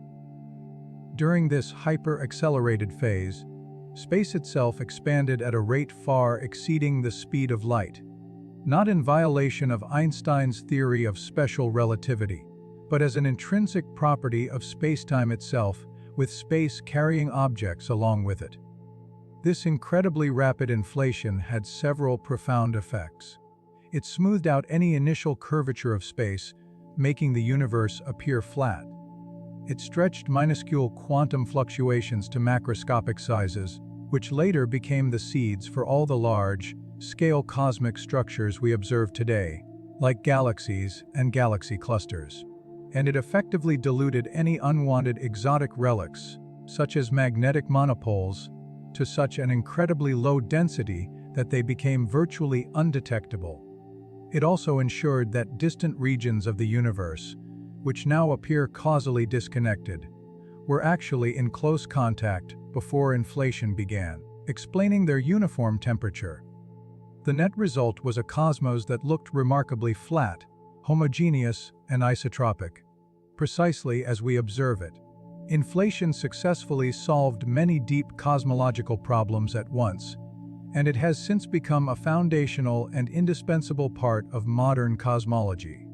But cosmic inflation, while solving old problems, also came with its own profound implications. And one of the most intriguing of these implications is the multiverse. In many widely accepted models of inflation, the process doesn't end everywhere simultaneously. Instead, it ends in some localized regions, creating self-contained bubble universes, like our own, while continuing indefinitely in other, more distant regions. This ongoing process is known as eternal inflation, and it naturally leads to a self-replicating cosmos, an infinite, fractal-like structure of inflating space, constantly spawning new regions with their own unique physical conditions. Some of these nascent bubble universes might contain physical laws and fundamental constants similar to ours. Others could be wildly and unimaginably different. In this grand picture, our Big Bang wasn't the absolute beginning of everything. It was simply the beginning of our local patch, our particular bubble universe. And because inflation effectively wipes clean any evidence of what existed before or outside our observable region, we are fundamentally unable to see beyond our own cosmic horizon. This inherent unobservability makes the multiverse incredibly difficult to test directly. Each individual universe within this vast ensemble is causally disconnected from the others, meaning that light or any other signal from outside our particular region will never be able to reach us. However, the idea of a multiverse isn't some arbitrary, tacked-on fantasy. It arises quite naturally and organically from well-motivated, established physics. It's a direct prediction of the very equations we already use to describe scalar fields, vacuum energy, and the quantum fluctuations that ripple through an inflating spacetime. The multiverse may not have been the original goal of inflation theory, but it certainly appears to be an inevitable destination. And if the fundamental laws of physics indeed vary from one bubble universe to the next, then our own universe, with its very specific constants and incredibly delicate structures, might just be one possibility among an immense, perhaps infinite, collection. It's important to understand that there isn't just one singular kind of multiverse. In fact, modern physics proposes several distinct versions, each emerging from different branches of theoretical understanding. One is the inflationary multiverse, which we just discussed, comprised of countless bubble universes continuously spawned by the process of eternal inflation, each potentially having its own unique local physical laws and fundamental constants. Another intriguing version arises directly from the foundations of quantum mechanics itself, the many worlds interpretation. In this radical view, every single quantum event that has multiple possible outcomes causes the universe to branch, creating parallel histories or realities where every single possibility is actualized. So every choice you make, every coin flip, every electron spin measurement creates new, diverging timelines. A third major type of multiverse emerges from the complex and intricate framework of string theory. Here, the enormous landscape of possible vacuum states, the different stable configurations that the extra-spatial dimensions can take, could give rise to an incredibly vast number of different universes, each with its own set of fundamental constants and particle properties, all embedded within a higher dimensional space. The laws of physics we observe in our universe depend entirely on how these extra dimensions are compactified, meaning how they are curled up into tiny, intricate shapes. With as many as 10,500 possible configurations, the sheer number of potential universes within the string landscape is truly beyond astronomical comprehension. Each of these models, whether inflationary, quantum, or string theoretic, offers a different, profound answer to the question of what might lie beyond the boundaries of our direct observation. For many physicists, this incredible theoretical variety isn't a flaw in our understanding, but rather a significant feature. It's a feature that might help us finally explain an ancient and perplexing mystery: why our universe appears so remarkably and precisely tuned for the emergence of life. The fundamental constants of nature, things like the precise strength of gravity, the exact charge of the electron, the specific mass of the proton, and even the incredibly low density of dark energy, all fall within an astonishingly narrow range that allows for the formation of complex structures, chemistry, and eventually, conscious beings. Imagine a universe where the cosmological constant was only slightly larger. It would have prevented galaxies from ever coalescing, scattering matter too thinly for stars to form. A slightly stronger strong nuclear force might bind protons so tightly that nuclear fusion in stars would never ignite, cutting off the energy source for life. Conversely, a slightly weaker electromagnetic interaction might prevent atoms from forming stable structures at all. This phenomenon of fine-tuning has puzzled scientists and philosophers for centuries. Why are these crucial numbers just so perfectly right for us to exist? One compelling, though often controversial, answer proposed by multiverse proponents is anthropic selection. The idea is simple. We observe this particular universe because it is one of the rare regions within the vast multiverse where conditions are precisely suitable for life to arise and thrive. In a multiverse with countless variations, the vast majority of universes would likely be sterile, too chaotic, too short-lived, or governed by physical laws inherently hostile to the formation of any kind of complexity. But in a select few patches, the fundamental constants just happen to fall into that incredibly narrow range that permits the formation of stable atoms, complex chemistry, long-lived stars, and, eventually, intelligent observers. We find ourselves in one of these fortunate patches, not because it's the only one, but simply because it's the only one we could possibly be in. The cosmological constant problem is an especially striking example of this fine-tuning. As we discussed earlier, quantum field theory predicts that empty space should possess a vacuum energy density many orders of magnitude larger than the incredibly small value we actually observe. The value measured through the accelerating expansion of the cosmos is not zero, but it is extraordinarily tiny, just barely large enough to subtly influence the universe's expansion. In most versions of the multiverse, the vacuum energy density would naturally vary from one region to the next, covering a vast spectrum of possible values. So, once again, the anthropic principle can be applied.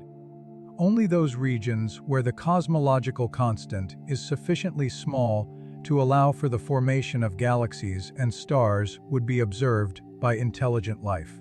It's not an entirely satisfying answer for everyone, as it doesn't explain why these values exist, only why we see them. But it may be the only explanation that consistently fits both the observational data and the theoretical frameworks we currently have. Not everyone within the scientific community fully accepts the multiverse as a truly scientific idea. The core issue for many critics is testability.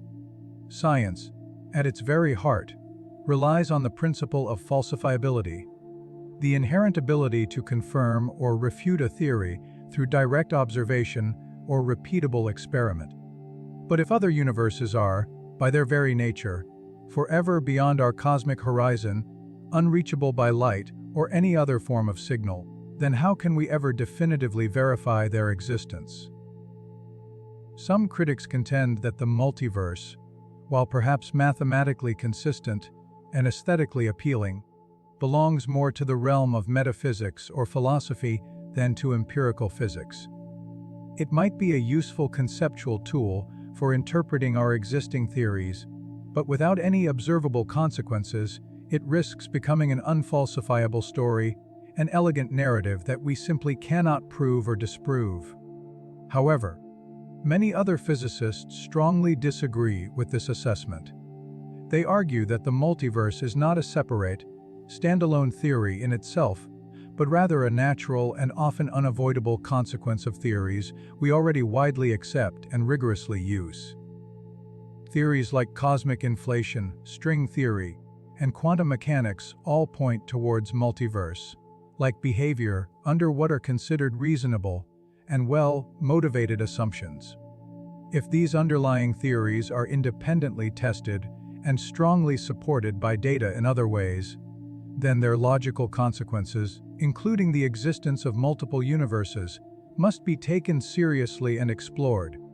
For instance, if future experiments at particle accelerators reveal the existence of hypothetical particles predicted by string theory, or if we confirm specific, detailed features of the inflationary epoch through even more precise measurements of the cosmic microwave background, then the broader idea of multiple universes may gain significant indirect support. This could happen even if we never directly observe another universe with our telescopes. Some researchers even propose that subtle, faint traces of other universes might exist in incredibly indirect ways. In certain models of bubble collisions that could occur during eternal inflation, two separate universes might, in theory, collide at their edges, leaving behind distinctive imprints in the cosmic microwave background radiation. These imprints might manifest as peculiar circular anomalies or slight, localized temperature distortions. So far, no such definitive evidence has been found, but the meticulous searches continue, and future observations with even more sensitive instruments may yet reveal tantalizing clues. It's certainly a long shot, but it's one that physicists haven't yet definitively ruled out. Still, the debate surrounding the multiverse runs incredibly deep, not only among physicists but also among philosophers of science. At its core, the multiverse profoundly challenges our long-held notion of cosmic uniqueness. If the fundamental laws of physics, or at least the specific values of their constants, vary across different regions of this grand ensemble, then what we typically call fundamental constants may not be fundamental at all. They might simply be local facts, parameters specific to our particular cosmic neighborhood. Our current theories, then, might only describe a small, localized piece of a much larger, more diverse landscape, with no single, elegant solution that universally governs everything. This is a sharp and significant departure from the traditional, long-cherished dream of physics, that all of nature could ultimately be explained by a simple, universal, and elegant set of underlying laws. The multiverse also reopens ancient philosophical questions about contingency and necessity. Why does our universe possess these specific laws, these particular particles, and these exact dimensions? In a multiverse scenario, the answer might simply be that it doesn't have to, that all possible variations exist somewhere, and we simply happen to be in one that permits our specific form of complexity. This perspective can potentially undermine the very idea of a final theory, a single, uniquely determined theory of everything, derived from pure mathematical or logical necessity. Instead, it replaces that grand vision with a vast, probabilistic mosaic of possibilities. And then, there is the profound question of meaning.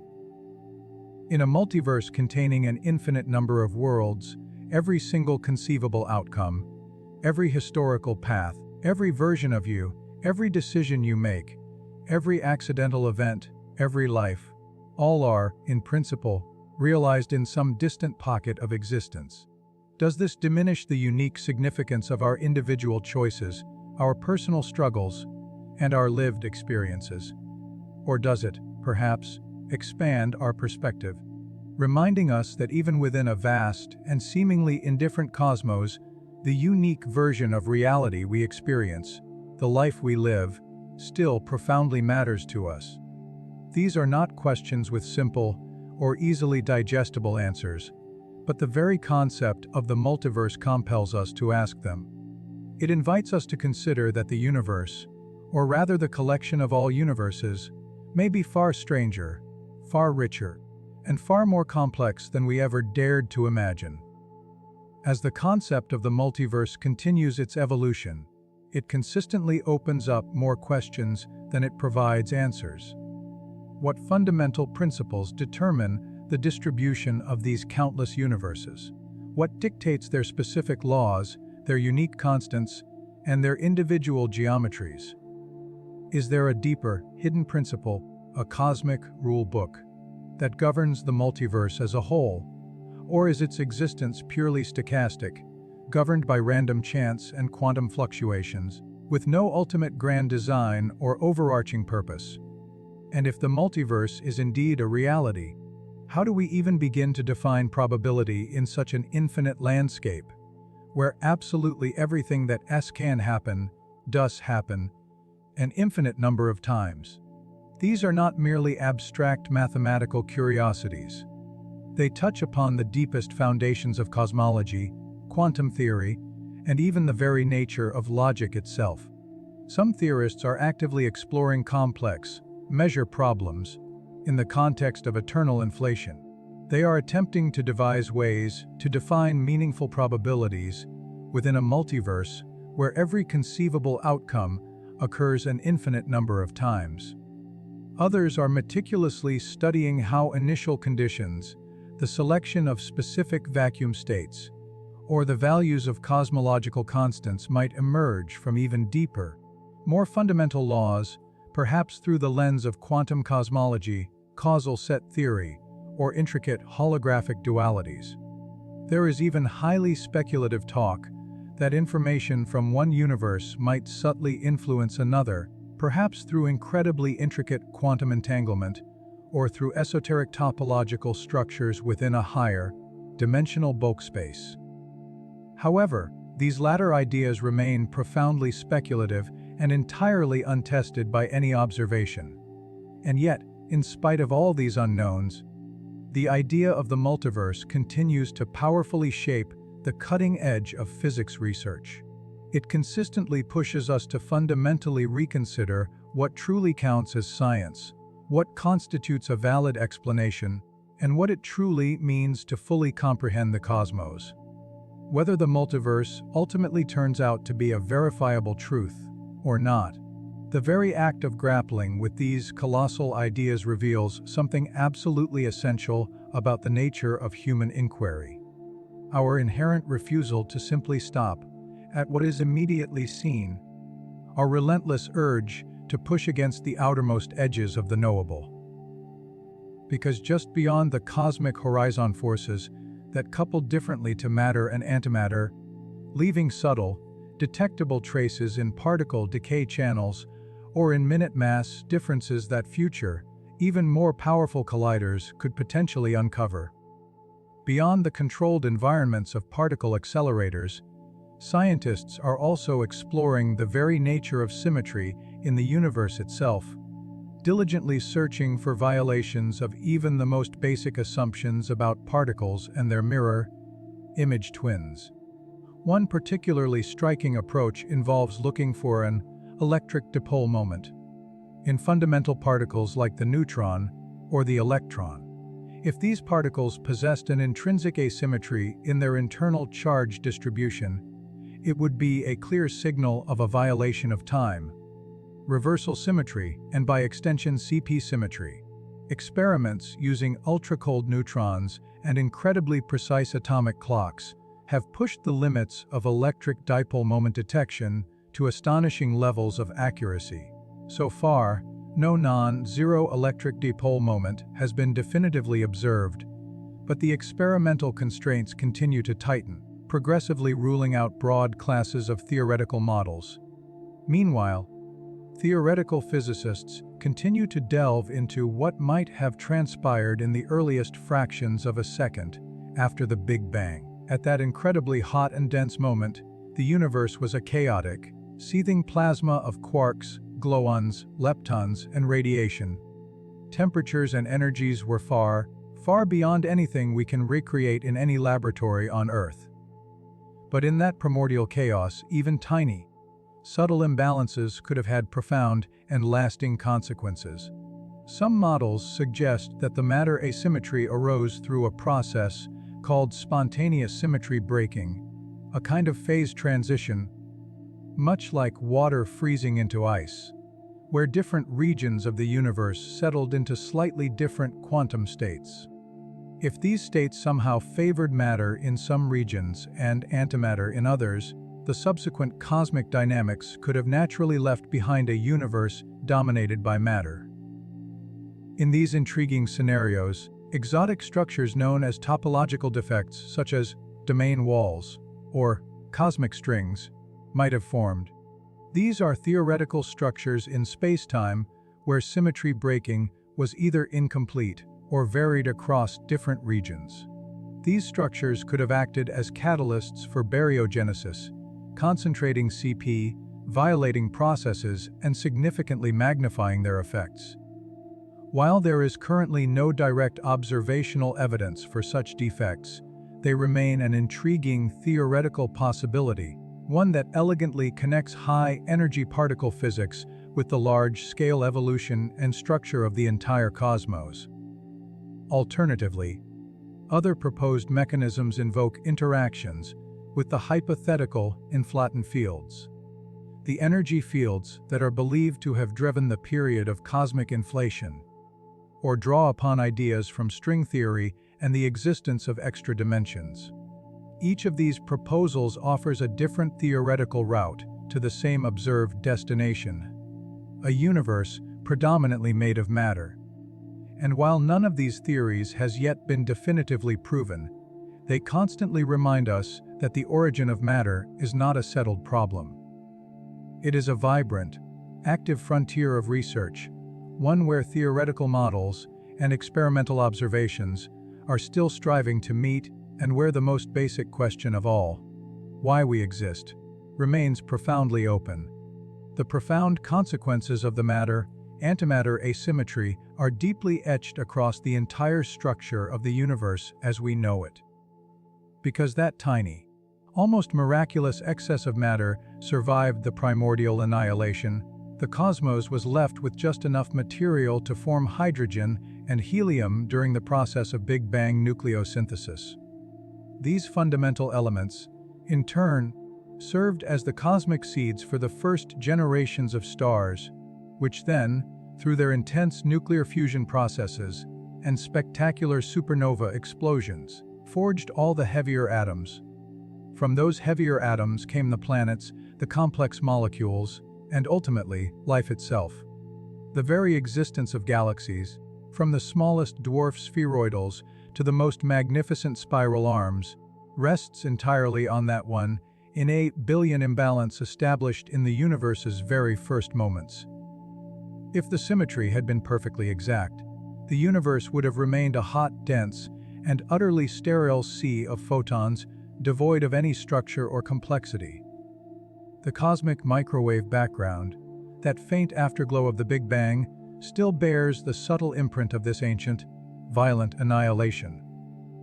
It exhibits a nearly perfect black body spectrum, but with tiny, intricate fluctuations, minute ripples in temperature and density that later gravitationally grew into the galaxies and clusters we observe today. These fluctuations reflect the behavior of matter in the early universe, and their very presence implies that some matter managed to survive, while antimatter did not. Even today, the distribution of matter is clearly uneven, but the antimatter component is essentially absent on large scales. Extensive searches for vast regions of antimatter, anti-galaxies, anti-stars, or anti-planets, have yielded no compelling evidence whatsoever. If such large-scale antimatter structures existed, we would expect to see intense gamma-ray signatures where matter and antimatter inevitably meet and annihilate in spectacular bursts of energy. But the night sky remains profoundly quiet in this regard. Antimatter is indeed produced in small quantities in high-energy processes, such as cosmic ray interactions or in powerful particle accelerators. However, these are transient occurrences, not indicators of entire antimatter worlds. The visible universe, to all appearances, seems to be made entirely of matter and only matter. And yet, for all its observable, undeniable consequences, the precise origin of this matter-antimatter asymmetry remains remarkably elusive. None of the known mechanisms within the standard model of particle physics can adequately explain the sheer magnitude of the observed imbalance. The CP violation we detect in Meson decays is real, but it is far too weak to account for the cosmic surplus of matter. The standard model, in its current form, contains no heavy neutrinos, no extended Higgs sector, and no natural phase transition strong enough to efficiently drive baryogenesis. This significant shortfall stands as one of the strongest arguments for the existence of physics beyond the standard model. A clear sign that what we consider a complete theory is missing critical, fundamental pieces.